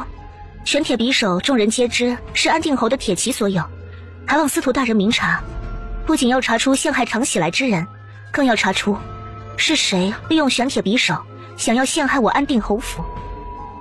郡主，此人虽然可疑，可本官尚未定罪，你怎么能下杀手？这不合规矩。我是郡主，杀一个黑心贱民而已，要什么规矩？你要是觉得本郡主有罪，大可让皇上亲自来定罪。时候不早了，本郡主该回去了。司徒大人还是尽快帮我查出这背后构陷之人，也好给我侯府一个交代。大人，顾家的家丁和文兴客栈的将信已经传来，在大门外候着了。学生将兴拜见各位大人，不知深夜传召所谓何事啊？你今日见过他吗？没有。将兴，本官且问你，今天白日有没有去过都统府找常喜来？前些日子才见了喜来，这些天学生在备考，并没有前往都统府，今天一直都在客栈，客栈老板和伙计都可以给我作证的。既如此，本官就知晓了，你可以走了。可是有什么事情发生，我能帮上忙吗？已经结束了，没什么。那我就先回去了，有什么事随时找我。多谢江公子。看来只有你看过那人的面目了。来人，将他带下去找画师描绘画像，张贴于城门处搜寻此人。常喜来，今日之事，你虽然洗清了嫌疑，可你还是要小心才是。你是聪明人，这次的事情你应该看得出来是冲你来的。本官可不想你还没进天一衙门就3天2头的出事。多谢司徒大人，多谢霍仵作。卑职就先行告退了。既如此，先退堂吧。常喜来这几日你就别乱跑了，若是案件有需要，本官随时传召你。是，大人。玲珑的事情要如何处置？既然他们有所准备，想必明日午时之前，凶手必定前来现身，到时候一切罪责终会有人揽下。这件事给你添麻烦了，我只要喜来无事便好。看来喜来这股风怕是压不住了。对了，那个霍仵作是什么来头？我还以为你随便找了个老头子来呢。天一衙门存在多久，他就在此多久。很多时候，若没了他细心勘验尸体，案件还真没这么快就破。只可惜，到底还是老了。原来如此。好了，没有什么事，我就先走了。司徒大人可是为难如何处理郡主方才的举动。无妨，一切交给他便好。你怎么样了？我看你伤得厉害，赶紧回去让大夫来瞧瞧。你怎么了？是不是哪里不舒服？来人，快去请大夫！姐姐，你可算回来了。包子，快去给他熬碗参汤来。我已经好很多了，大晚上的就别折腾他了。你这身上还有昨日留下的外伤，又吸入了迷药，身子得好好缓一缓。你且先睡着，等包子把参汤和药熬好，你再起来喝掉。主子，这喜来姑娘是怎么了？没什么，可能是昨日受了惊吓吧。你去将昨日玲珑来府之时伺候的人一一罚过。另外，天亮以后去都太尉府，请姐夫过府一叙。是，我这就去办。我听说你这里都快乱了套了。没什么，都是一些小事。对了，佳姐怎么样？正准备找你呢，没想到你先让人来找我了。怎么了？大姐出什么事了吗？那倒没有，就是我出事也不能让岳慈出事啊。上次我跟你说过的，西周那边离开太久，昨日收到加急信件，手下抓了几个细作，估计是看准了我不在来打探消息的。如此，看来姐夫得快些启程了。可是岳慈的身子越来越重，此次回京也是有意让他在此生产。你也知道，西周情况错综复杂，我怕有人趁机对他下手，所以才回京的。可眼下我看，你这边的事也不简单呐。姐夫，且放心去吧，这里还乱不了。有你这句话，我就放心了。岳慈和孩子是我的命，我可把我的身家性命全都交给你了。对了，上次让姐夫帮我寻找神医之事，可有着落？我一猜你就是为了这件事找我。我朋友的信上说，神医虽然云游去了，不过他徒弟说过几日就会回去，正好我回去之后会亲自去看看的。那就多谢姐夫了。我朋友的病情似乎趋于严重，还得尽快才是。从未见你对旁人如此上心，也没听说过陆归远和司徒爵有什么疾病缠身呢。你这朋友到底是谁呢？一睁眼就没看到你人，一问才知道景琰喊你来他这里了。什么事这么着急？不能等我醒来一起？西周那边出了细作，我和姐夫商量他准备启程之事。不怕的，那些小毛贼还不足为惧，有你夫君镇守西周，你还不放心吗？等孩子平安生下来，我一定赶回来。对了，你屋子里的那个小丫头呢？怎么没瞧见她？她不太舒服，让她下去歇着了。怎么了？是哪里不舒服吗？可是你这个家伙苛责了人家。那丫头可不光是我喜欢，母亲也是满口赞言，知道我来还特意叮嘱，让你有空回去的时候带着她呢。说上次的事情还没来得及感谢她，她人在哪儿？我去看看。我让人去看看就行了。大姐，你身子重，别乱走。你醒了，姐姐，快起来洗漱一下吧。外面来人了吗？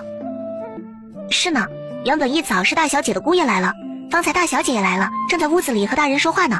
对了，姐姐，大小姐想见你，大人怕你身子不适，让我来问问你。哪有那么娇气？大概是受凉了吧？你瞧，现在不是好好的。上次大小姐送了咱们衣料，还没去谢恩呢。奴婢喜来拜见大小姐、姑爷。快起来，景琰说你不舒服，不必行礼。多谢大小姐关心，已经好多了。对了，大姐，上次见到陆兄，说是给孩子准备了些玩意，托人送来我这里，让我想着有空给你送过去。今日正巧你来了，顺手带回去吧。这个归远，自打你们回来，我还没跟他好好说几句话呢，总是碰不到面。怎么给我送的东西，反倒是拿来了你这里？陆兄忙着准备监考事宜，我也是碰上了，才多了一嘴。来人呢，把陆大人昨日送来的东西呈上来。听岳慈说，原先你们都是一起长大的，这样的情谊着实可贵啊。是呢，归远一直对我很好。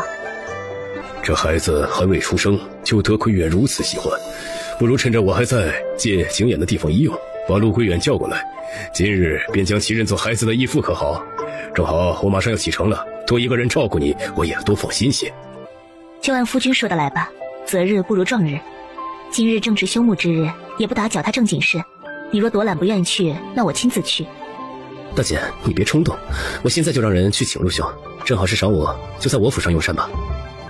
大人，我随阿颖大哥去请陆大人吧。可你这身子……无妨，已经选好了。你这家伙自己担着也就罢了，写来去最合适不过了。去吧去吧。哎，小美人，你到了我门前怎么不进来啊？下什么拜帖呀？跟我何必那么见外？一看大人您就没有仔细看拜帖。方才大小姐看了陆大人给孩子准备的礼物，姑爷便提议和大人一起用膳，请你做孩子的干爹呢。这样啊，都是些小玩意儿，没什么的。我今日还有事，就……这可不像是我认识的陆大人。怎么不是了？你可莫要胡说。我明白大人你的心思，只是我也看得出来大小姐和姑爷之间的爱意。若陆大人希望大小姐好，自然要放下心结，如此扭捏，难免让他多想。你等我去换件衣裳。陆大人，听岳慈说了好些你的事情，知道你是个才情俱佳之人，你对孩子的好意我着实感动。借着今日这个机会，不如定下之后你就是孩子的干爹如何？如此便是我莫大的荣幸了。哎，既然是我孩子的干爹，你我便是兄弟。此次归去，最放心不下的便是岳慈，你和静言一起替我照顾好他。归远从小身子弱，不比你们两个糙汉，这酒烈让他少喝点。这个没良心的，照顾好自己就不错了，还说照顾我。回来这么久了，也不来看我一眼。这几日稍上绑些，是归远的错。喝，来喝。陆兄与姐夫也是高兴，大姐你别生气啊，我让阿颖把他们送回去。姐姐，咱们的月银什么时候发啊？是陈怀找你要钱了？不是要，他之前不是说了，他父母也一早亡故了，眼下在京城备考，确实过得捉襟见肘的。要多少？怀哥哥说了，还差50两，我自己也没有钱，就想着月钱能领多少，算多少给他凑一些也是好的。50两，他也真敢开口。如今你我在这里做丫鬟，月银怕是1年也不到3两银子。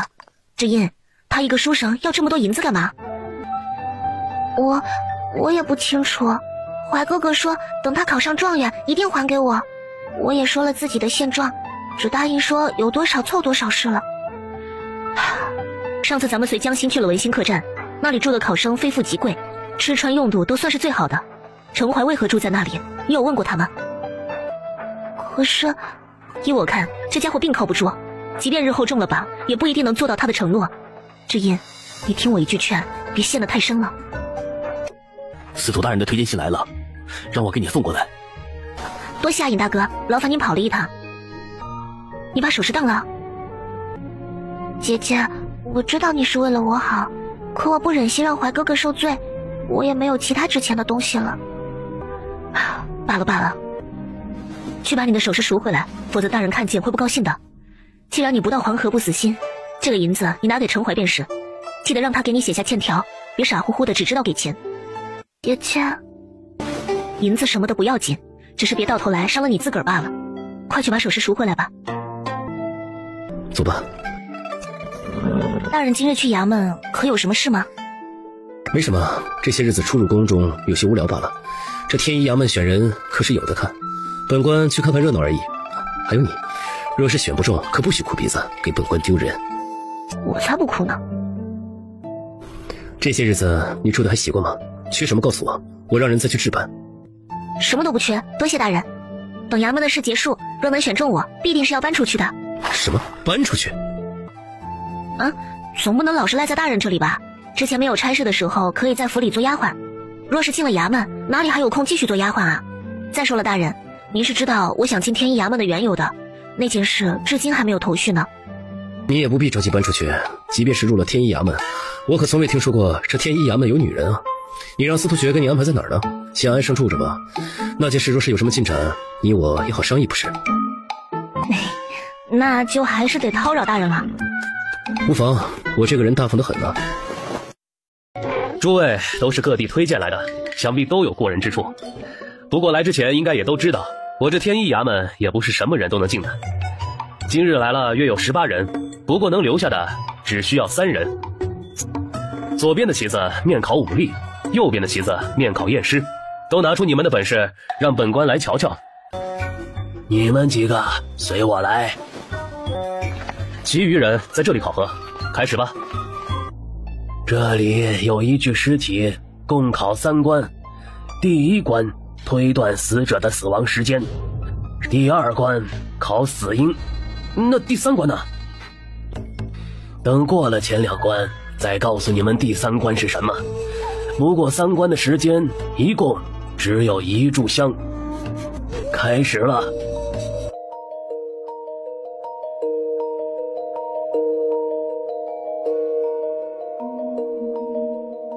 这么快就有结论了？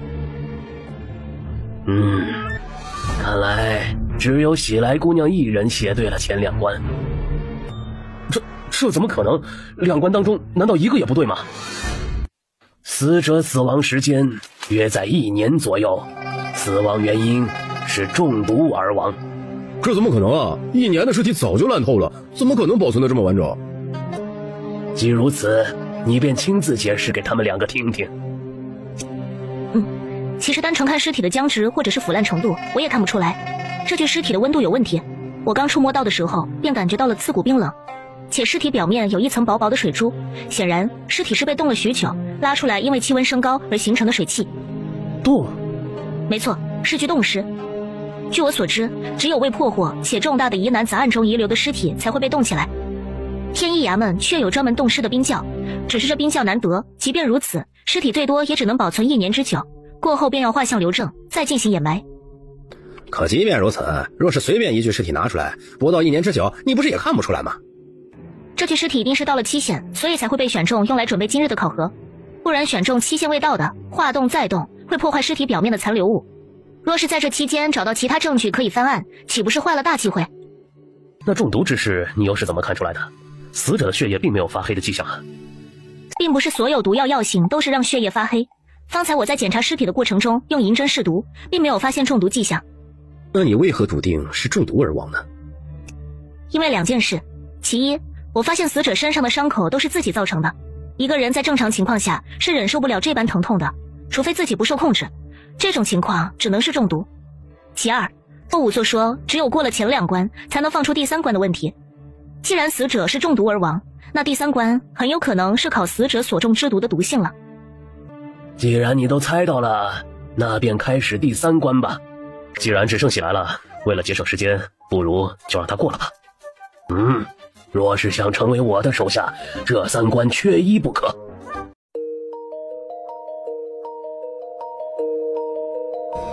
香已经燃尽了，常喜来，你该说说你查验到的结果了。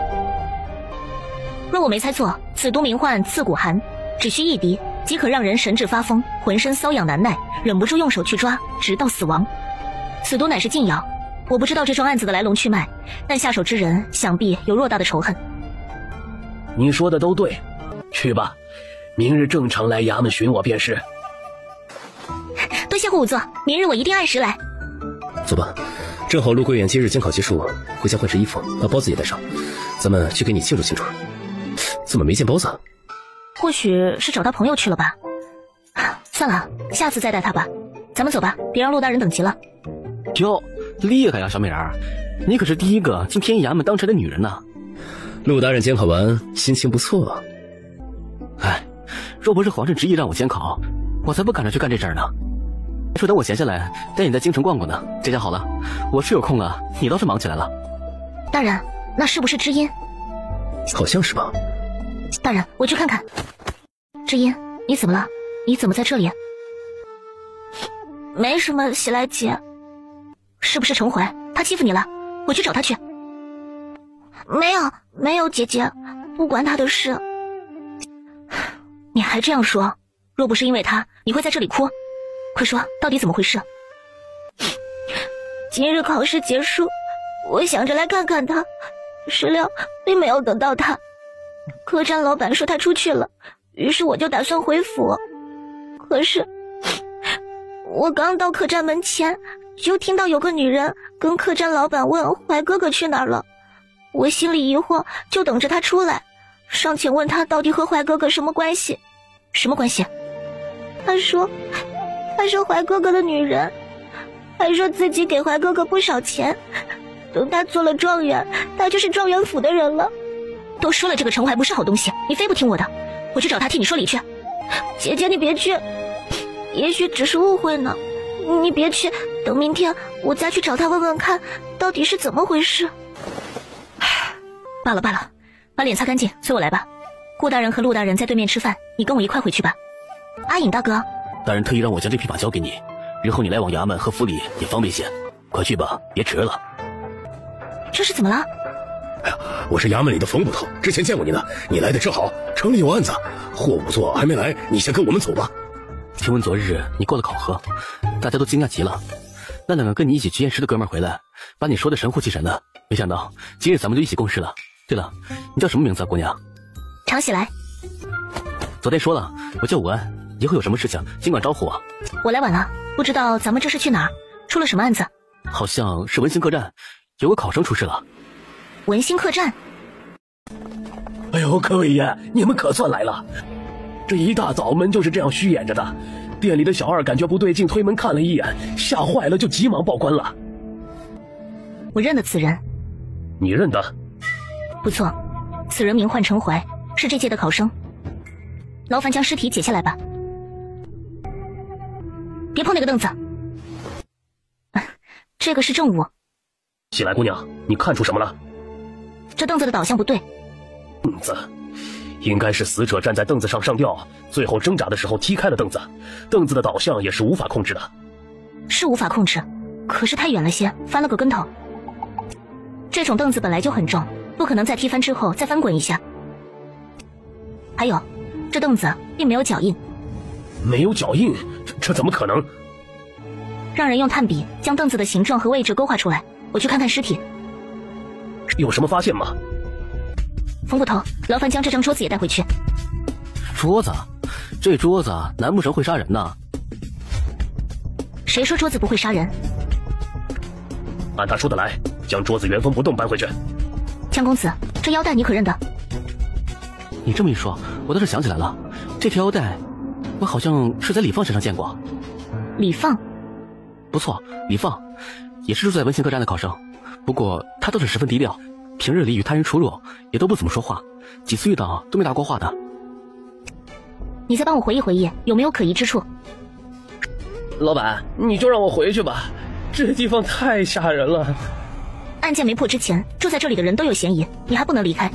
告诉我，李放在哪个房间？李公子住那间屋子。这个地方李公子平时不怎么能看到，偶尔也是跟程公子等一行人在大厅吃饭才能看到。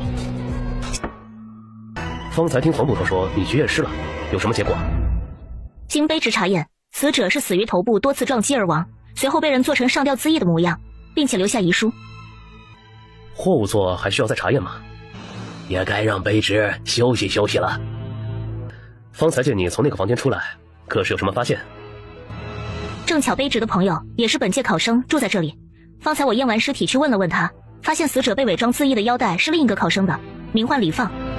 这个李放为人低调，此人平日里与死者程怀走得很近。方才我进屋查看一番，发现他包袱里有很多银票，但衣柜有被翻找过的痕迹。另外，在一件浅色的衣服上，发现了被蹭到的血迹。还有，我发现他少了2双靴子。2双靴子？如此说来，若是此人行凶将死者撞击头部而亡，必然会沾染大量血迹，而且情形一定十分慌张，利用自己的腰带将死者伪装上吊，随后回到自己的房间内，慌慌张张换好了衣服，又将带血的衣服和鞋子一并带了出去。